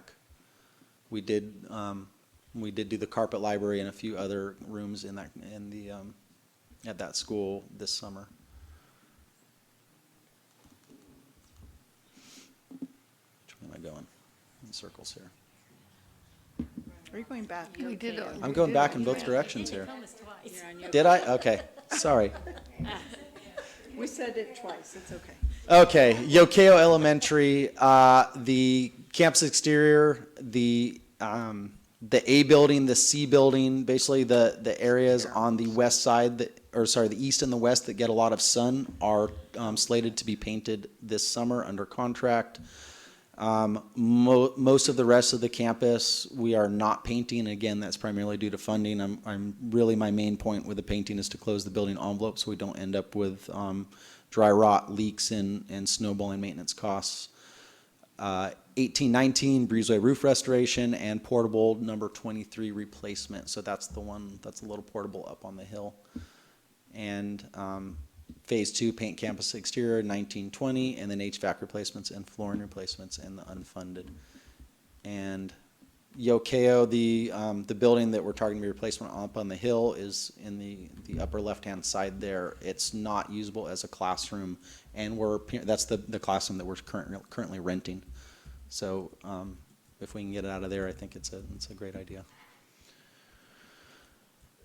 Preschool Village, the gutter had some retrofit work done this winter, and with a maintenance schedule of cleaning out the gutters, keeping them cleaned out. Basically, the maintenance guys are up there every other week. It seems to have kept the problems away even during this really wet weather. There's no real good, honest solution to make, do away with it. The buildings were basically just jammed up together, and so they have a common gutter. But I think it's something that, again, as long as we have a good preventative maintenance system, we can keep up to, we can keep going without having any leaking or other issues. And flooring replacement is scheduled for this summer. Ukiah Adult School, the west roof building is slated for this summer under contract, and the parking lot slurry seal is targeted to be done in conjunction with the South Valley. So it's something that we're hoping to get a little economy of scale and have the parking lot sealed while South Valley is being done. Okay, a couple notes. I didn't have anything on Prop 39 in there. It's because it's campus-wide. We're targeting almost $800,000 for mainly lighting retrofit. So that's taking out old, inefficient lighting and replacing it with modern lighting, primarily LEDs. That should, among other things, lower our energy costs, which right now is a little north of $1 million a year just in electricity. So that should help out actually the general fund a little bit when that's done. Estimated costs are baseline in the spreadsheet. Those are baseline for this year, so I didn't build in escalations for the next 5 years. The reason why I did that is because we don't know what those are going to be, and when we look at it next year, we want to be able to actually build in a good escalation. And this is common practice for everyone in my shoes throughout the different school districts. And finally, I kind of touched on it, but right now it's a very volatile market. It's tough to project what things are going to be next year.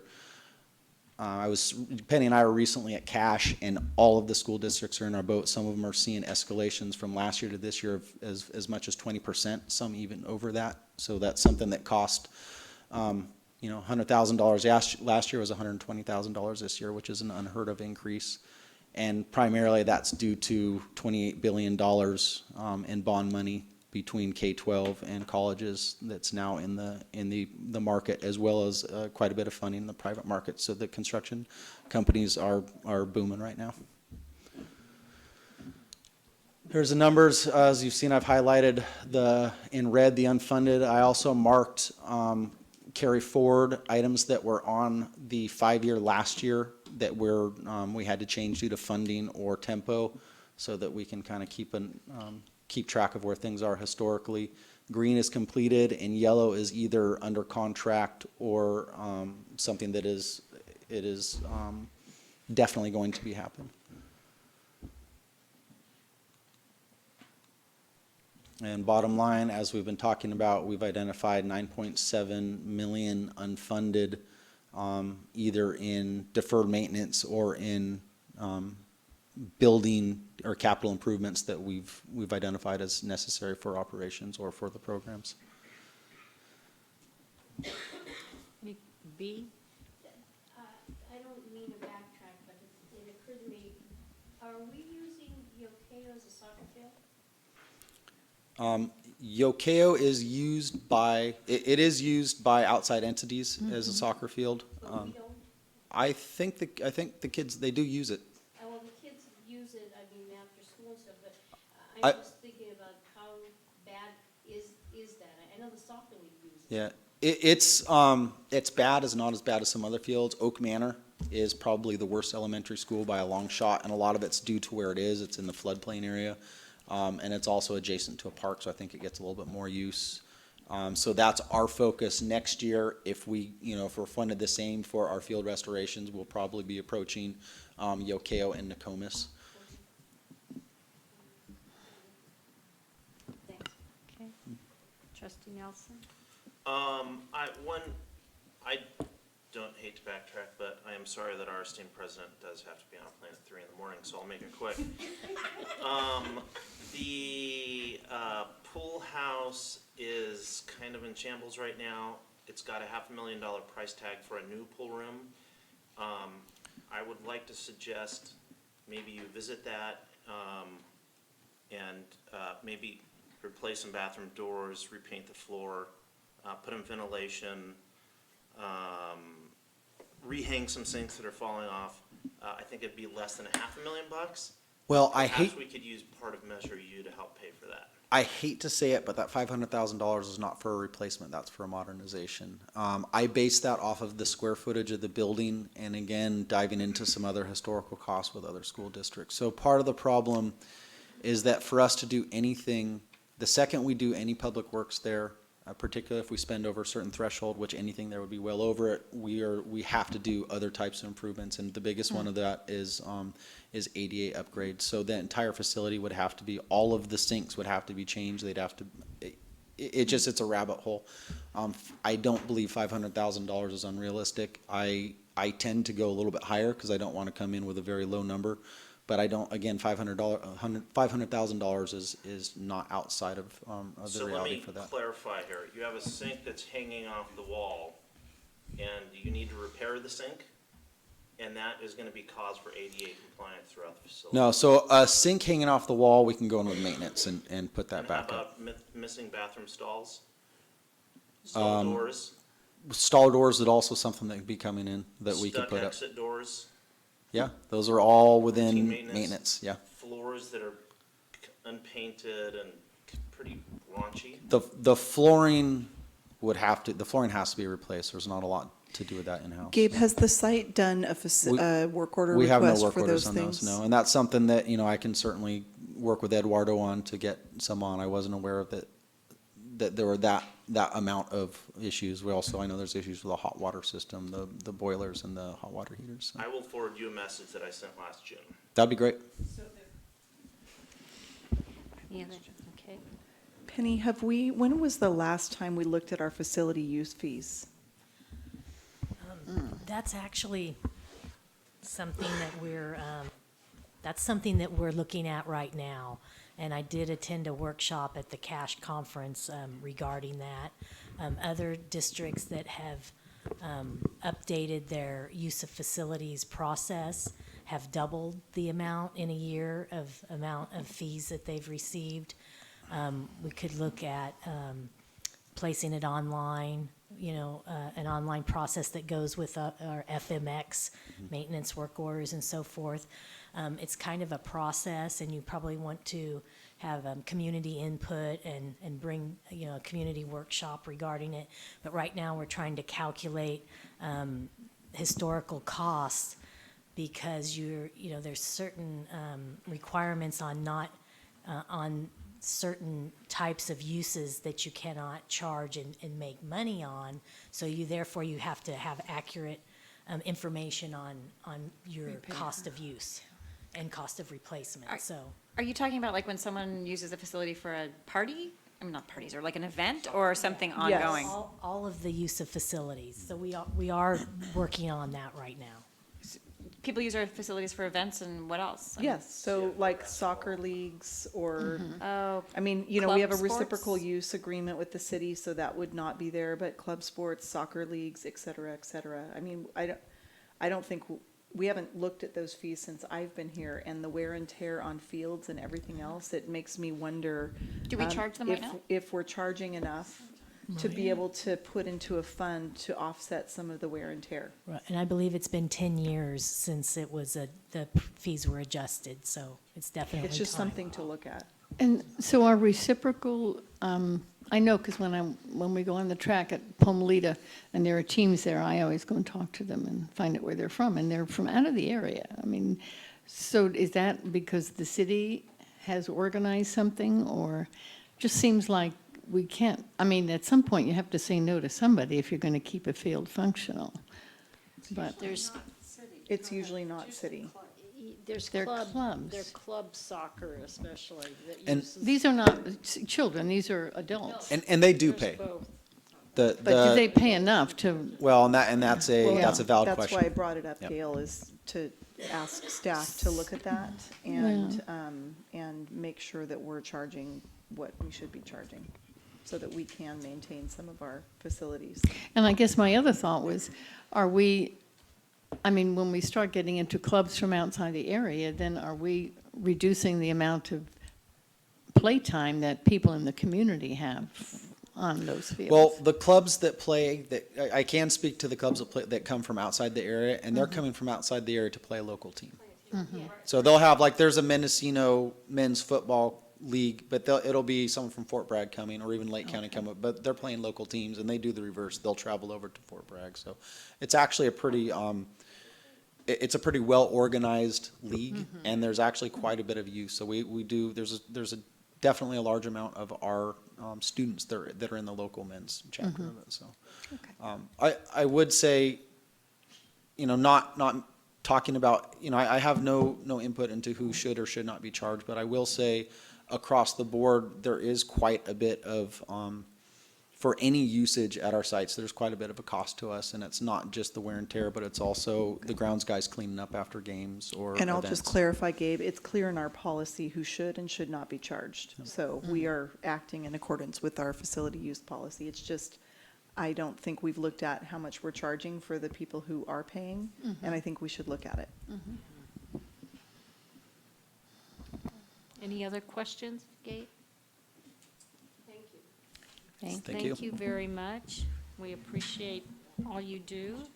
And at this point, we need a motion to approve the 5-year deferred maintenance plan. I so move. Second? I'll second. All in favor? Aye. Aye. Okay, thank you. All right. Nicole? Yes, so we have an item here, reduction of particular kinds of services. There are 3 certificated positions that are listed there. An English teacher, a teacher ELD/resource / exploratory, and then teacher resource nutrition. This is this resolution would be that we may be reducing these positions, and so that we would give notice to these employees that their positions may be reduced. And this is a preliminary notice. Final notice would be given in May. Correct. So we basically do this just to protect ourselves because we're not sure. Correct. I move this item, resolution number 18. Do we have a second? I second. Okay, all in favor of approving this motion? Aye. Okay, thank you. Oh, my head. So do we want to take a short break? I think Okay. so. Okay, we're going to move along to E1, the strategic plan. So as I shared with the board at the last meeting, this is draft number 1 of the strategic plan that's out, and we're looking for feedback from people. A reminder that we have flat funding, pretty much flat, not many changes in our funding. And so we've got planned expenditures in there. If we make changes, we need to think about where we might be taking some things out. So this is just a draft for input. This will be on the agenda again in April, May, and June. So we're gathering input. Last night we had our homeless and foster youth presentation. There were a few ideas that came up from there. I was able to cost a couple of them out. One being the in-home tutoring that used to happen for our foster youth. I have a price on that from the county office. And then the other being, if we're able to legally do this, the weekend food program. So I have costs on both of those that and they'd be pretty easily integrated into this plan. I know that was something the board brought up last night as areas of interest. So we're here to listen and get any input that you might have. Again, the plan was to roll things forward into 1920. And so we've reflected that there. And then the other piece that I wanted to bring up with the board is that next year's plan for the planned expenditures, we're slightly short. And so our plan is to, what we're proposing is that we buy technology this year that we were planning to buy next year that will free up funding next year to fund we did include the garden position in next year's plan, so it would help fund that by making those expenditures this year. We also know that we'll end the year with some unspent funds, and what we'd like to do, last year our theme in that area was technology and musical instruments. This year we would like our theme to be instructional materials and technology. So because as we've seen in Penny's presentation, we have a shortfall in textbook money. So whatever we can do this year to purchase instructional materials for next year would be able to free up money for next year and the subsequent year for instructional materials. So those are kind of our two themes this year as we roll into the end of the year, needing to spend all of our supplemental concentration grant funding. That's what we would like to look at, is instructional material related expenditures, including Read 180 licenses. That's our reading program in the secondary schools, and technology such as Chromebooks and related items. Katie, anything else to add before we get input from the board or questions? And that we had also talked about using the funds to help pay for some of the textbooks that we purchased this year as well. Right, we're trying to free up funding in the future so that we can take care of that textbook gap that we'll see down the road. Okay, Trustee Arkin. So Deb, not to add another program and money that we don't have, but a question, sort of. In talking with Carol Myers of State Farm, she does this, the junior achievement program that she was talking about. She talked about it at the WISA when they did the what is it, the WASP? Mm-hmm. And it was just, what she was describing was very interesting in relationship to CTE programs that we have, how she would integrate them. And I'm wondering if we would have, I guess they have some money and some people who do the training, and I'm wondering if somewhere if the CTE funds might have something to be able to do that or not. B, we have that in the plan. It's under career technical education. We're doing second grade. Yeah, right, she said we're doing, I was just wondering if it could expand, because it sounded more like it should be for older kids also who needed that. So we can note that as an idea. Okay, thank you. It's also one of the programs that I know that our elementary teachers are concerned about. With the many programs that are being implemented in the district. So I'll just remind us of that. And Deb, we also do use the mentoring component of junior achievement at the high school level. Right. Trustee Van Zandt? I kind of wanted to let other people talk first, but I was. Okay, Trustee Bogart? No, I no. just wanted to, Talk say I got a couple complaints lately about trash at the high school. I haven't noticed it myself, and I drop a student off there every day, but I didn't, I just wanted to let you know that. But I'm wondering about las cucarachas. And if we should be doing anything in our strategic plan around setting aside money, I know that campus beautification, at one point we talked about some flowers, I don't know if that's really realistic, or what other plans that, San Francisco, Sacramento, whoever it was, if they made any suggestions that we'd want to implement after the rainy season that's gonna cost any money that we should put in. So right now, we're in a pretty good place. We continue to spend some money with RRM, routine restricted maintenance, to do facilities work. So that's, crack and crevice sealing. Most of the sweeps are done. As far as ongoing costs, the biggest one would be the trapping program. That after this entire fiscal year is done, my guess is will probably be about $3,500 to $5,000 worth of materials for that, and that's something that next year, if we're definitely going to need funding for.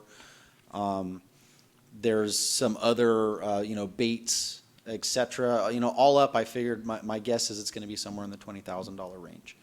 But that's primarily for basically just keeping the status quo going. I don't think there's going to be a need for a huge push. In fact, we're going to know this spring, but I'm hoping that by next year, after this season, I'm hoping to be able to do away with our perimeter spray program. And that's the one thing that DPR and the UC co-op doesn't think is that effective. They're saying, look, double down on your cracks and crevice, double down on your baits, and this is all the stuff that we do in-house. Get to the point where you can do away with your spraying program. Well, that's also because they don't have the parents, they're just trying to keep them out of the buildings. They don't care that they're in the landscape. Well, and but that's the point, and that's really what they're telling. Well, what they're telling us, what they're telling the parents is, keep them out of the buildings. Absolutely keep them out of the buildings, keep their population down, don't give them places to thrive, but they're always going to be in the landscape. They are a part of our fixture, and no amount of money. But not to the extent that they were last right. year. So we are in the process of reducing the population through, sealing up their hiding places and doing baits so they go and die. And Well, that's not bad. If it's only, 10 to 20,000 per year, that's not crazy. No, it's not, and I think I'm hoping it actually goes down from there. Ideally, we get to the point where it's a minimal program, which is, the biggest key is monitoring. And by monitoring, you can find an area where you have a population upsurge, and usually it's because there's a crack in a door or there's an extra food source there that we haven't caught. And we catch it by monitoring. Oh, we have a spike in our trap population. Okay, we can go ahead and take a look at it, address it, and keep it down. It's whack-a-mole on a campus scale. Do you check every trap? Weekly. The custodians do it weekly. Everything is checked weekly? That's the ideal, is to check it weekly. Now, given our custodial coverage issues, there's times where they have to make a choice. Do I pick up the garbage or do I check the trap? But to date, they've been doing a pretty good job with it. The garbage, my guess is the complaints on the garbage are in the parking lot. That's the one that's almost possible to police. People going to the tennis court. Yeah. Yeah, the problem is that the parking lot fills up with garbage every day at lunch. And all the data from the traps is being reported, so we are monitoring that. Excellent. Okay. And we're hoping to see much better results this spring. Yeah. High hopes. If you get a chance to go to the science fair on the 18th of March, the Ukiah High School science project related to the cockroaches will be there. And UC Santa Barbara gave them a colony of Turkestan cockroaches to use in their habitat. So anyway, it's been kind of an interesting. So they're exotic Turkestan cockroaches. I didn't know that. We were brought a jar of them. It was part of DPR's scientific. Ashley's been in that classroom talking to the kids about entomology. And they're actually, Andrew Sutherland from UC just wrote a grant. They want to do some research. So. And they're doing that here. Yes. So.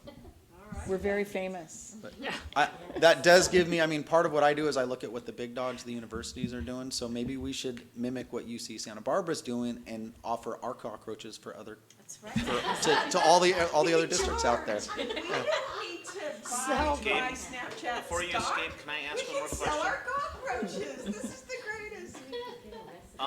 Sorry for cutting in line, you guys, but I wanted to catch you before you left. We talked a little bit about the sports and cleaning up after the sports.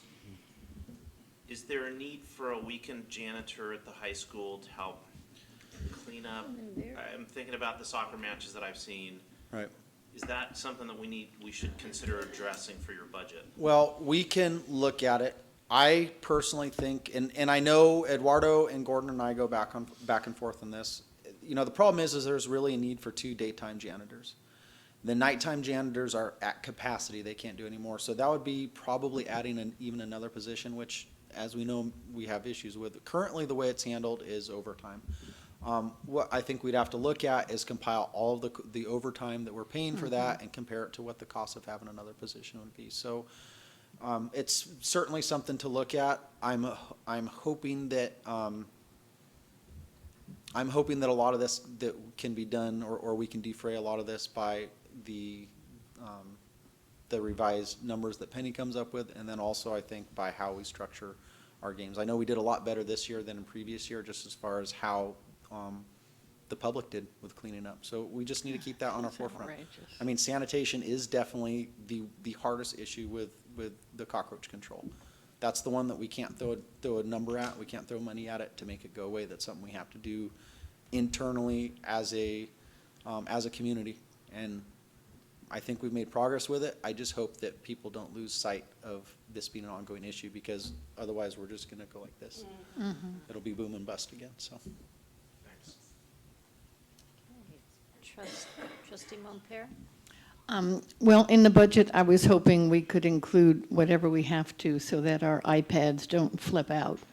And it's not just me, it's happened to a couple of people, and it's really irritating because now this very kind gentleman put me onto a different system, but I can't go ahead or back, and it's a waste of time because I have to wait to see I have to follow that. But I don't know, Jason couldn't explain it last time, but he said that you were doing something with the router in here and that it should get better, but it obviously hasn't. Does anybody else have any? So we do have some replacement built into the board budget. Okay. I would recommend that we replace the iPads with Chromebooks, with a laptop, but we can have more discussion about that at another time. Oh, please don't introduce something new into my life. I'm just dealing with my iPhone, okay. So, anyway. The other They're less issue was expensive and- just a question about, in the section, I don't know what goal it was, and I can't go ahead to it.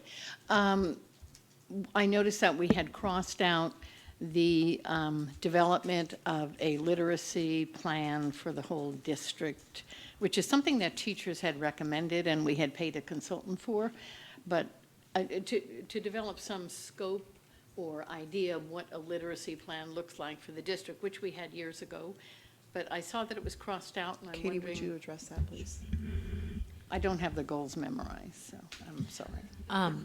We took it out because as we're moving forward with our new adoption, our focus really, we did some work on what are the core components of a reading program. And we want to do that work through our adoption to make sure what we found are good components are found in our adoption. So that takes a lot of effort to work on the curriculum adoption, so that's why we switched that line in there. Okay, I guess it caused me some concern that we devoted all that time and money to doing that, and then we're just abandoning it because, I would have rather we didn't even begin the process if we were going to tie it to an adoption, but that's my thought.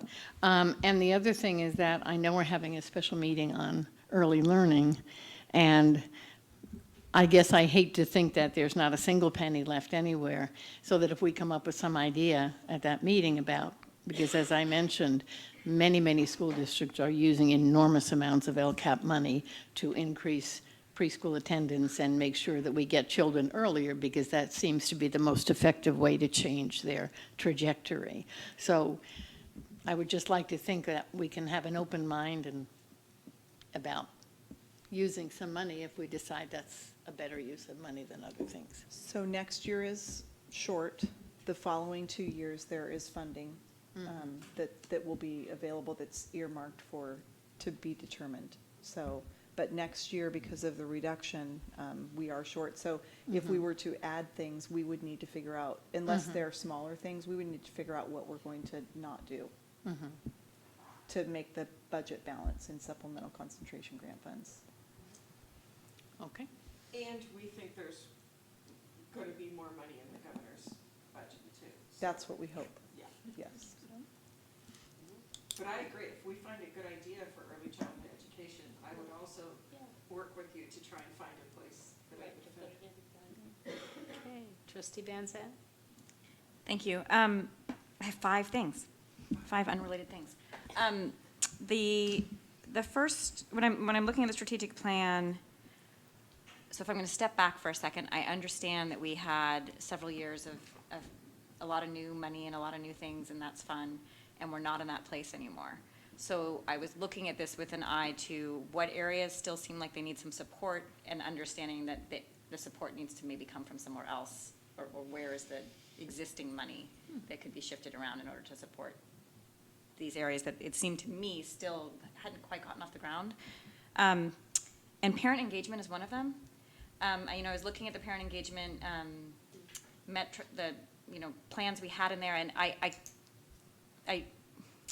feel like we never totally figured out exactly how we're going to do this and exactly how we're going to measure it. It just wasn't an area it was an area we've been struggling with, I think, for a couple of years, all of us, and how are we really going to do this well, and what are we going to use to measure our success.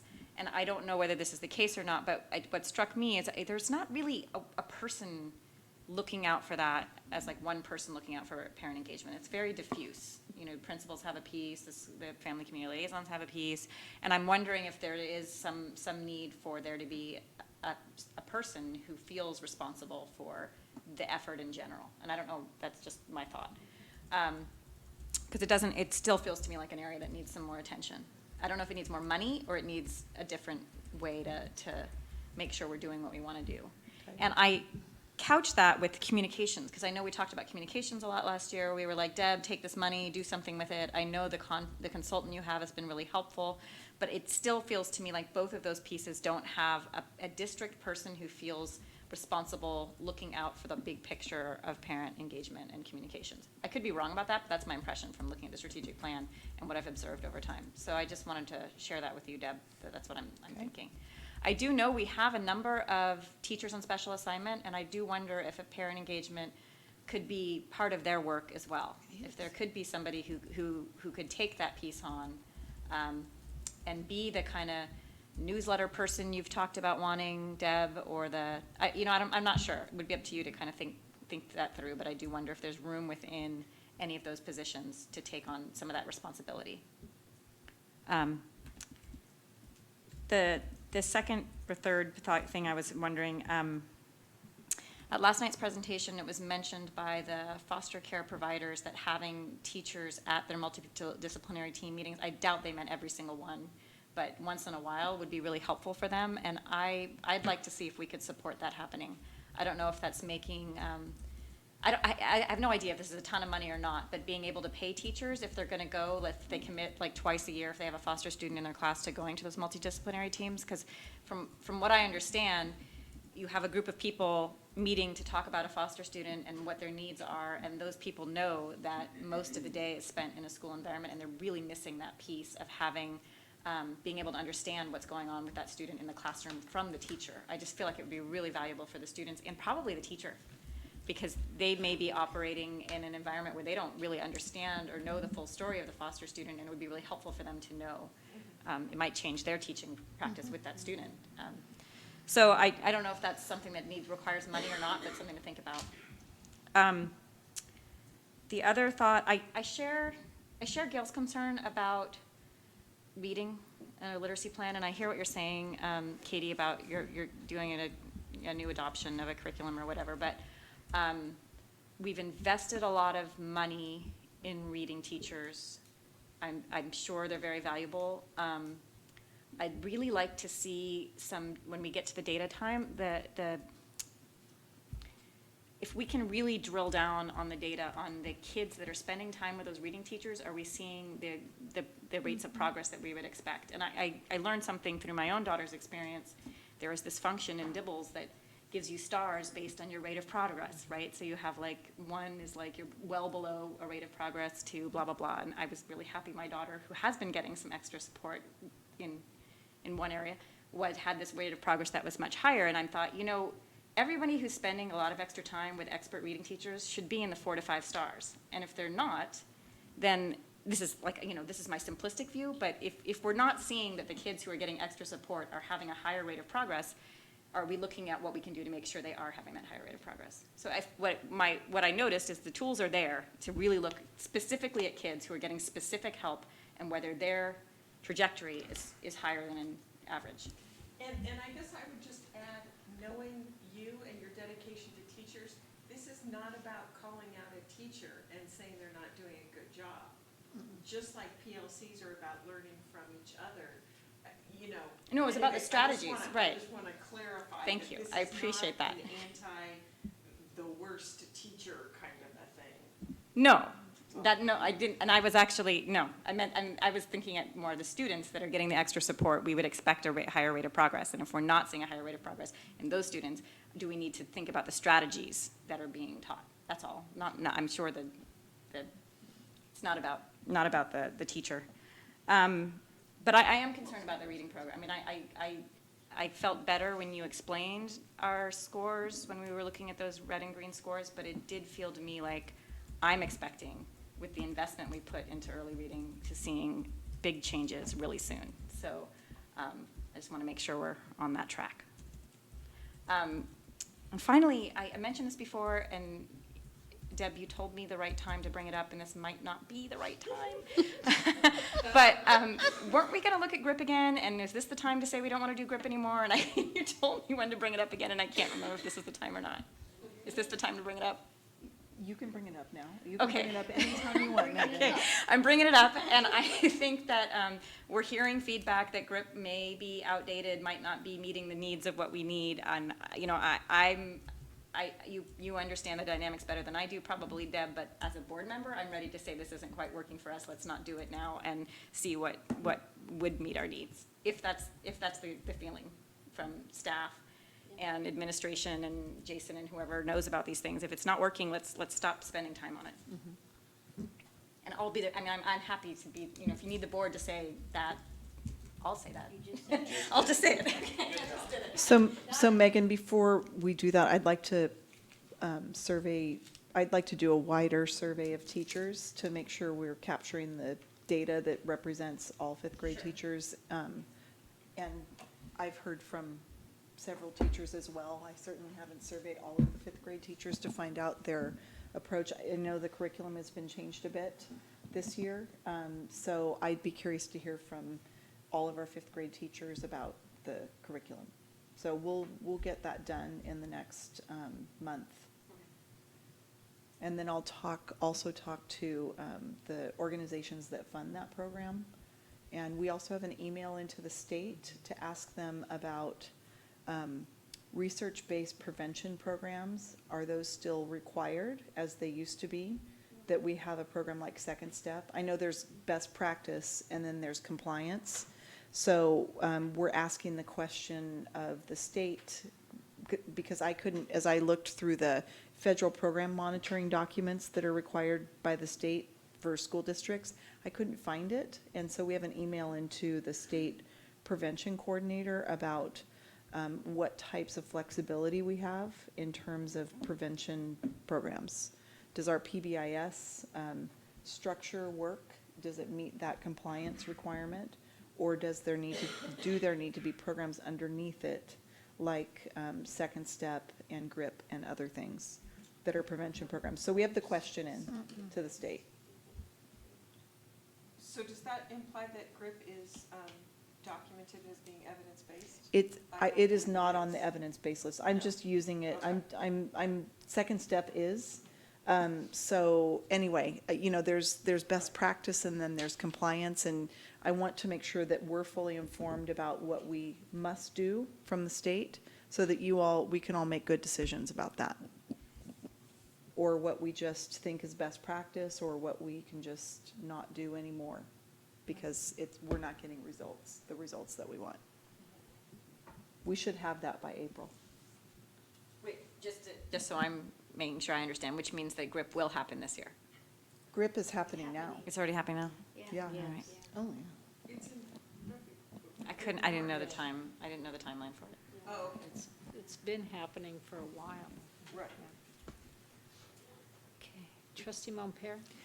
I just want to agree with Megan about the assessment of the reading, and I think it goes to the larger issue of the teaching of reading, and that's why I thought we were doing that study of what a good literacy plan would look like. Now, maybe that can be accomplished I know the curriculum guides are very good, but it's one thing to have every teacher looking at a curriculum guide and interpreting it a different way, and it's another thing to have somebody who's making sure that they have the skills to implement the curriculum.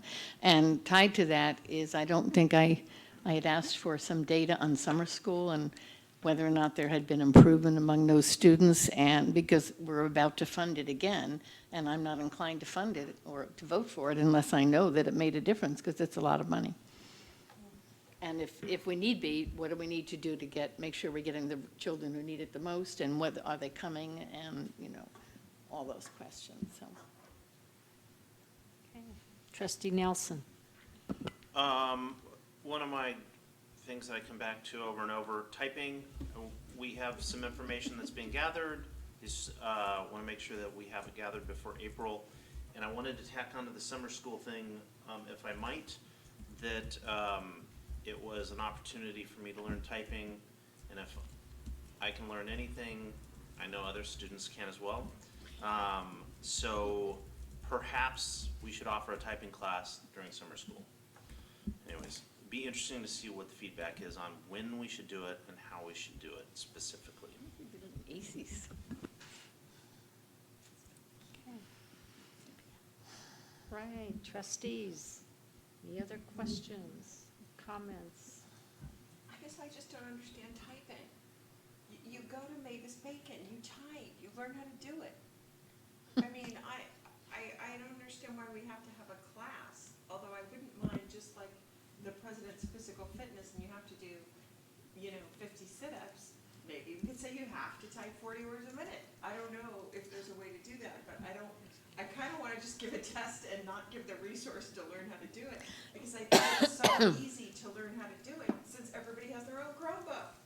They're not doing it, though, I guess my response to Well, you, then let's figure out how to make them do it. But and without- my response to you is that I have two children, one of them who's in junior high, who I will continue to type her papers for because she does this. And instead of doing this for an hour, I can do this for about 3 minutes and be done with her paper.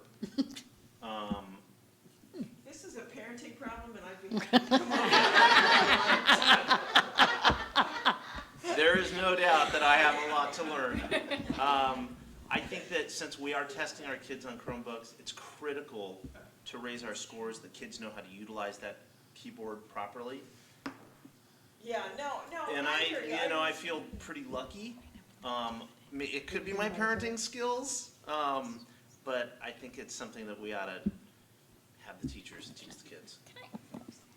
Deb, I continue to be puzzled about this, like Tyler. Like, how come I think this is so important and it doesn't appear to be an issue for you or staff?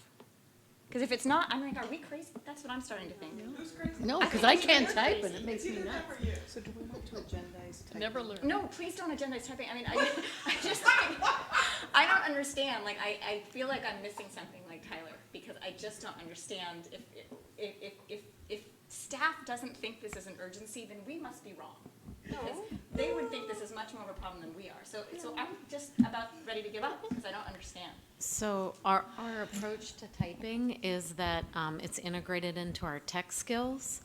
And we've surveyed the teachers around what applications that they use for typing. There's two major applications that we use. They're free. You can purchase more to make them fancier. And so it's integrated into the day. It's not as systematic as, a traditional typing class. And so, but it does start predominantly in third grade, but as we've moved Chromebooks down into the class, it is part of the second grade standard sequencing. Are But any it's more integrated. It's not, it's like, okay, we have this half hour here, and we do a little keyboarding, and then. So are no teachers concerned about this? Is this? No, it has come up as a concern, that's with our ITLs, we brought it up, to look at what Instructional applications. technology I'm sorry, our leaders. instructional technology Teachers who are leaders. focused Because on- one of our big questions was, should we purchase an application? And we agreed that there were enough free apps, and that some teachers liked one and others liked another, and so we decided to not spend funding on that.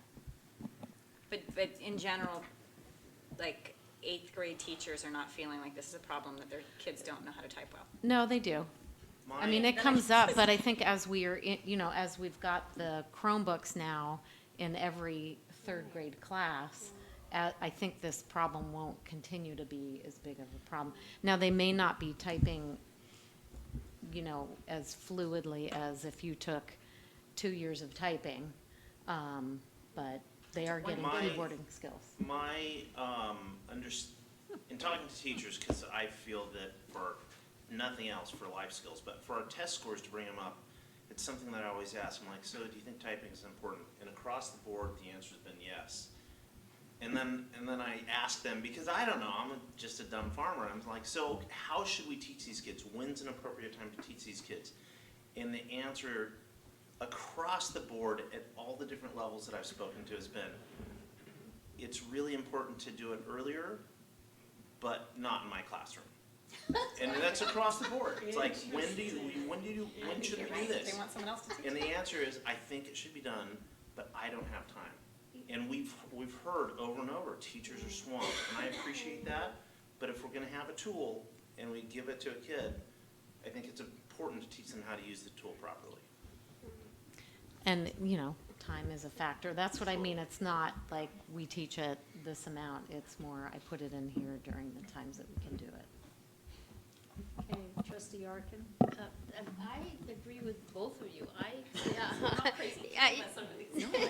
Well, they were all crazy, but I think it's really important for the kids to just learn how to do it, and I think especially if the kids are starting in 2nd, 3rd grade, I can't remember who we were talking to, or when we were talking, but one of the suggestions that was made was that PE teachers have time because they run extra minutes that they don't have to do for the state of what it is.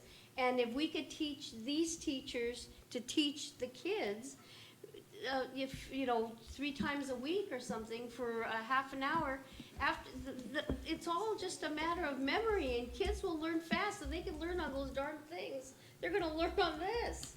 And so that we could look, it seems to me that would be something to look at, and we really do need to start them early, because we don't want more parents like Tyler using their time for doing that. Yeah. Okay, so Superintendent Kubin says that we do have some information that you could present to us. And we have shared it with the board over the last 2 years. When we did the staff survey, we shared that information with the board. We've shared the technology skills grid that is embedded in the standard sequence with the board. Your idea is an interesting one that we're gonna toss around with the staff around how do we integrate that. We have, our elementary students have 400 minutes of of PE. They're required to have 200, so that is a thought to bat around. Can we take some of that time to do typing in the elementary schools? So it's not an additional thing that a teacher needs to teach, but it's through that program. So anyway, we'll bat around that idea. Just to clarify, I believe you that it's in the tech standards. I've seen that. I mean, and I understand that it's supposed to be embedded. I think I can't believe we're still talking about this because it seems so crazy. But what I'm observing, and so is Tyler, and my sample size is very small, is that it's not actually happening. Even though that's the intention, it seems like it's not actually happening, like a systematic teaching kids to type. but again, I continue to be puzzled why we're the only ones who think this is an issue. So, No, I don't, I would agree with you that I don't think it's systematically happening. It certainly is happening, but I can't tell you that in all third grade classes in the district, once a week for 30 minutes, they're doing typing. Can you say that, Katie? No. Okay. So. You could have you just are said that correct, without the mic. I didn't, And we can talk more about systematic approaches to that, and we can talk with Terry a little bit about it as well. So, anyway, thank you for that feedback. Trustee Rogard. Just really quickly, I just wanted to mention that, when I'm looking at this, and when I looked at the facilities report and I forgot to bring it up, is I'm wondering what we need to implement STEM at Eagle Peak, and I'm afraid that there might be some costs in there that we forgot to put in. So I just hope that everybody's got whatever they need It is in there. covered. It It's in is, there. it is in that All right. total dollar amount. Okay. Okay, Oh, wait, yeah, sorry. you're still going. Sorry, I really am. When another trustee was talking about, parent engagement, we always think about parent engagement like parents coming to school, but I really want us also to remember that parent engagement is being engaged in your child's education at home. And I think that has to do with both typing and reading, that if we can train parents to say, the summer after 4th grade is the summer that you have to prepare and then pass your test when you come back, or read for 20 minutes a night or whatever it is, that I think that there's a lot of things we could be doing, like automatically turning off cell phones, or, Chromebooks when you haven't done your typing test, or whatever it is.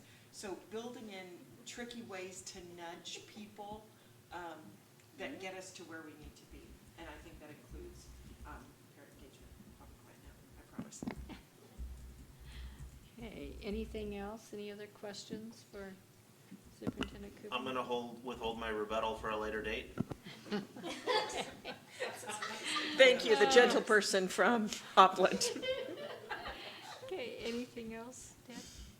No, I think that's quite a list. Okay, so we need a motion to approve the, There's no action needed. there's none. What No. about the tech? Do we need to? Oh, yes. We would like the board's approval on our approach to spending down end-of-the-year funding. The two, remember last year, the themes were musical instruments and technology. And we would like the theme this year to be instructional materials and technology. so can you be more specific about what we're approving? We budget certain amounts in supplemental concentration grant funding that does not get spent. And the biggest thing that I have seen really is that we budget for the maximum in teacher hourly, in engagement, in PBIS teams, and that's coming in under pretty consistently. So they'll have room to do the foster. And so that's just an example of some of the categories of fundings that don't always get spent down, but we need to spend all of our supplemental concentration grant funding or we get a reduced amount. And so what we'd like to do is we roll into the end of the year and we have unspent funds. We want to spend it on technology and technology, so Chromebooks and other related technology. For example, projectors in the classroom. Our projectors are dying, and we need to start systematically replacing some of those. So the themes would be technology and instructional materials. So. Can I don't want to slow down the forward progress of the district. It feels a little early to make a commitment to that money right now. I agree. I like the So idea. Tyler, the reason why we're bringing this tonight is because those two items are within the theme of our strategic plan. And we have an April 15th purchase order cutoff deadline. And I have to beg and plead to the fiscal department to be able to spend things after that deadline. And so that's why it's important. As the year comes to a close, we need to, we're almost to the end of the year. truly. Okay, so it is, we are at the end of that, even though my time frame is August, or I don't know, it seems like it's a long ways away. It really is. It's like you need to spend that supplemental and concentration grant money soon. Yes. Our clocks change this coming up Saturday. Right. That's how soon. And the reason why we're comfortable recommending that is it's because these are the pieces in the plan that we already support. We're just saying that we would increase that funding to purchase those items. So instructional materials and technology, any extra money, any leftover money? I would like a motion to support that concept. I'll second. All in favor? Aye. Aye. Okay. All right, superintendent's report? Yes, just a couple of things. One is Ukiah Independent Study Academy had their WASC visit. It was great. Although the team can't tell us the number of years for accreditation, they gave a lot of positive feedback to the UISA program. That was wonderful. We're smack in the middle of our facilities master plan process. We had our first 7-Eleven committee meeting. So we have a lot going on right now with facilities, and our team has been out at school sites talking to staff about facilities. So our district advisory committee, we had a community forum for facilities master plan committee, and I was really impressed with what I heard JK Architecture repeat back in terms of the themes related to that. They were pretty right on. So I was happy to see that and hear it. And I think I'll leave the rest for later. Okay. Board members? I just want to say I was supposed to go to a site visit on Tuesday and I can't, unfortunately, and so I have no spot that's opened up. This coming Tuesday? Yeah, for maintenance and, Oh, I'm on that already. Transportation? which I really wanted to go to, Yeah. but I have a conflict, so I can't make it. Technology. Technology and There's a free spot or something years ago. So let Deb know if you're able to go. Thank you. Anything else, board members? All right. Can I just say that if somebody is hungry for a snack, if you go to the corner store, there are some adorable, round ice cream sandwiches that are handmade by one of our high school graduates and a friend. And they're absolutely delicious, and they're trying to get a little side bit. Gwen Riddell. She and her husband, corner store? well, on the west side. Oh, the Renaissance. Oh, the little store? Oh, The yes, only yes. west side. Oh, my goodness. Anyway, it's just very exciting to see an ex-student start her own little business. All So, right.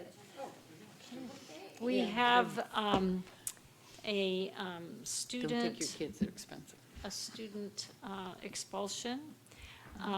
We will need a motion to approve the suspended expulsion for student AA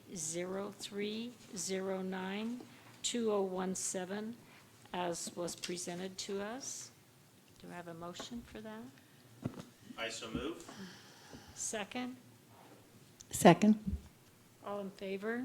Aye. Thank you.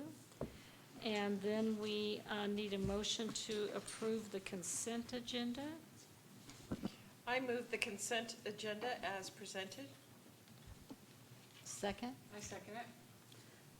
Okay, all in favor? Aye. Right. Now we will go to planning, or do we have any items for future meetings from board members? Zoe?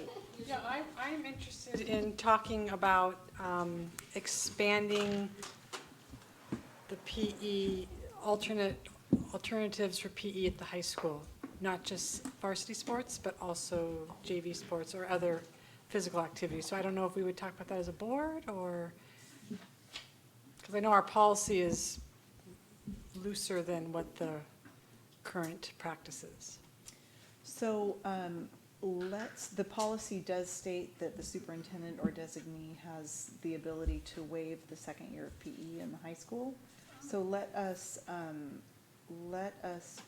and that is a flexible approach.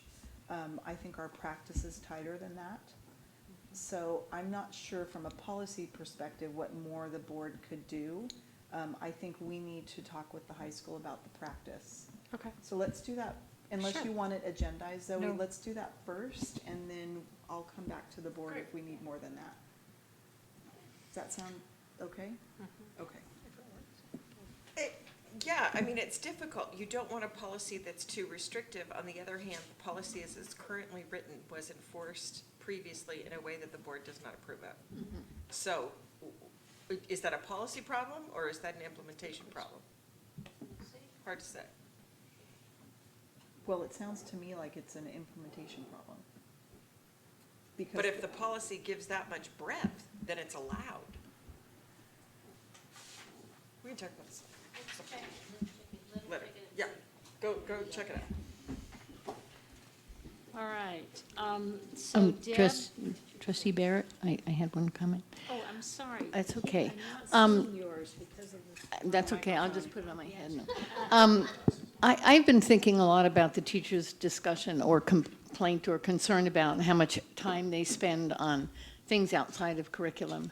And I don't know how you explore that, but I would wish we could find out more about if there's something that we're imposing or something that we could, I can sense their frustration, and I don't know whether it has to do with assemblies or programs or whatever, bike rodeos, I'll get in trouble. But our primary focus is education, and I just want to know if there's something we can do to learn more about what their frustration is, or to give them support in demanding that they have the time they need for educational purposes.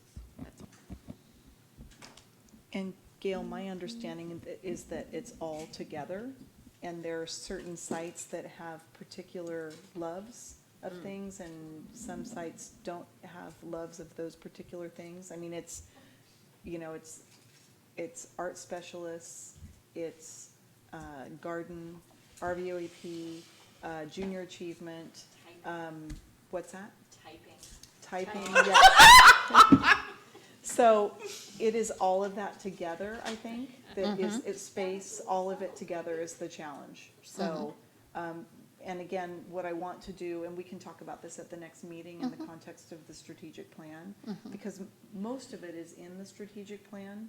So, if we're going to take something out, and we should have an answer from the state by then about the second step and those sorts of programs. So we should be able to know more next month about this.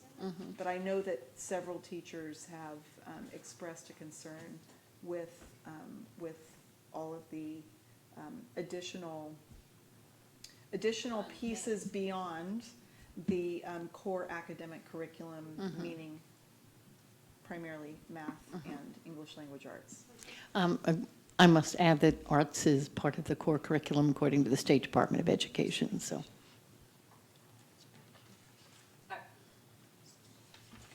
I think, though, that I would hate to start taking things away if the issue really was about starting a new math curriculum that was taking so much more time. I mean, next year, the issues would be, the teachers wouldn't feel as burdened by that, so, and then if we'd cut everything out.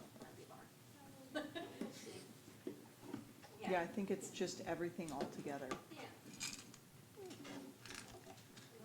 So we have agenda planning already scheduled for April 7th, is that correct, at noon? The board meeting is on April 20th. We'll have agenda planning on the 7th. 7th is a Friday? Yes. I haven't done it in a while, I don't think I could do it. I don't think I've done it in a while. I'll do it. Do other people feel? I did it last time, and I won't be here. I'll be picking up grandchildren. Okay, so Tyler and Megan. April 7th? And we also have a board workshop on April 5th. April when? Early childhood, freaking me out. I'm sorry, that was April 5th? 5th. Oh, yeah. All right. So Clarify, our board meeting is right after spring break, correct? That same week we get back, so we will not publish that agenda till that Monday. And apologies for that, but staff will be on vacation the Friday before. You know, our goal is actually to get the agenda done by the 7th. But if we're doing agenda planning on that day, it may not be possible to get it all finished by then. And when do you want our questions about early learning? Deb will send an email out to you all to solicit your questions. And can those questions be published like they usually are? Because it would be interesting to know if somebody else has already asked a question. Well, what Gail, we use those questions to develop the presentation, and we try to make sure that those questions are addressed in the presentation. Okay. And then when the presentation comes out, the board may have questions, and we'd certainly publish those. But to build the presentation, we usually just solicit all the questions from the board. Okay. Okay. Nothing else? We have a motion to adjourn. I so move. Second? Second. All in favor? Aye. Thank you. So So are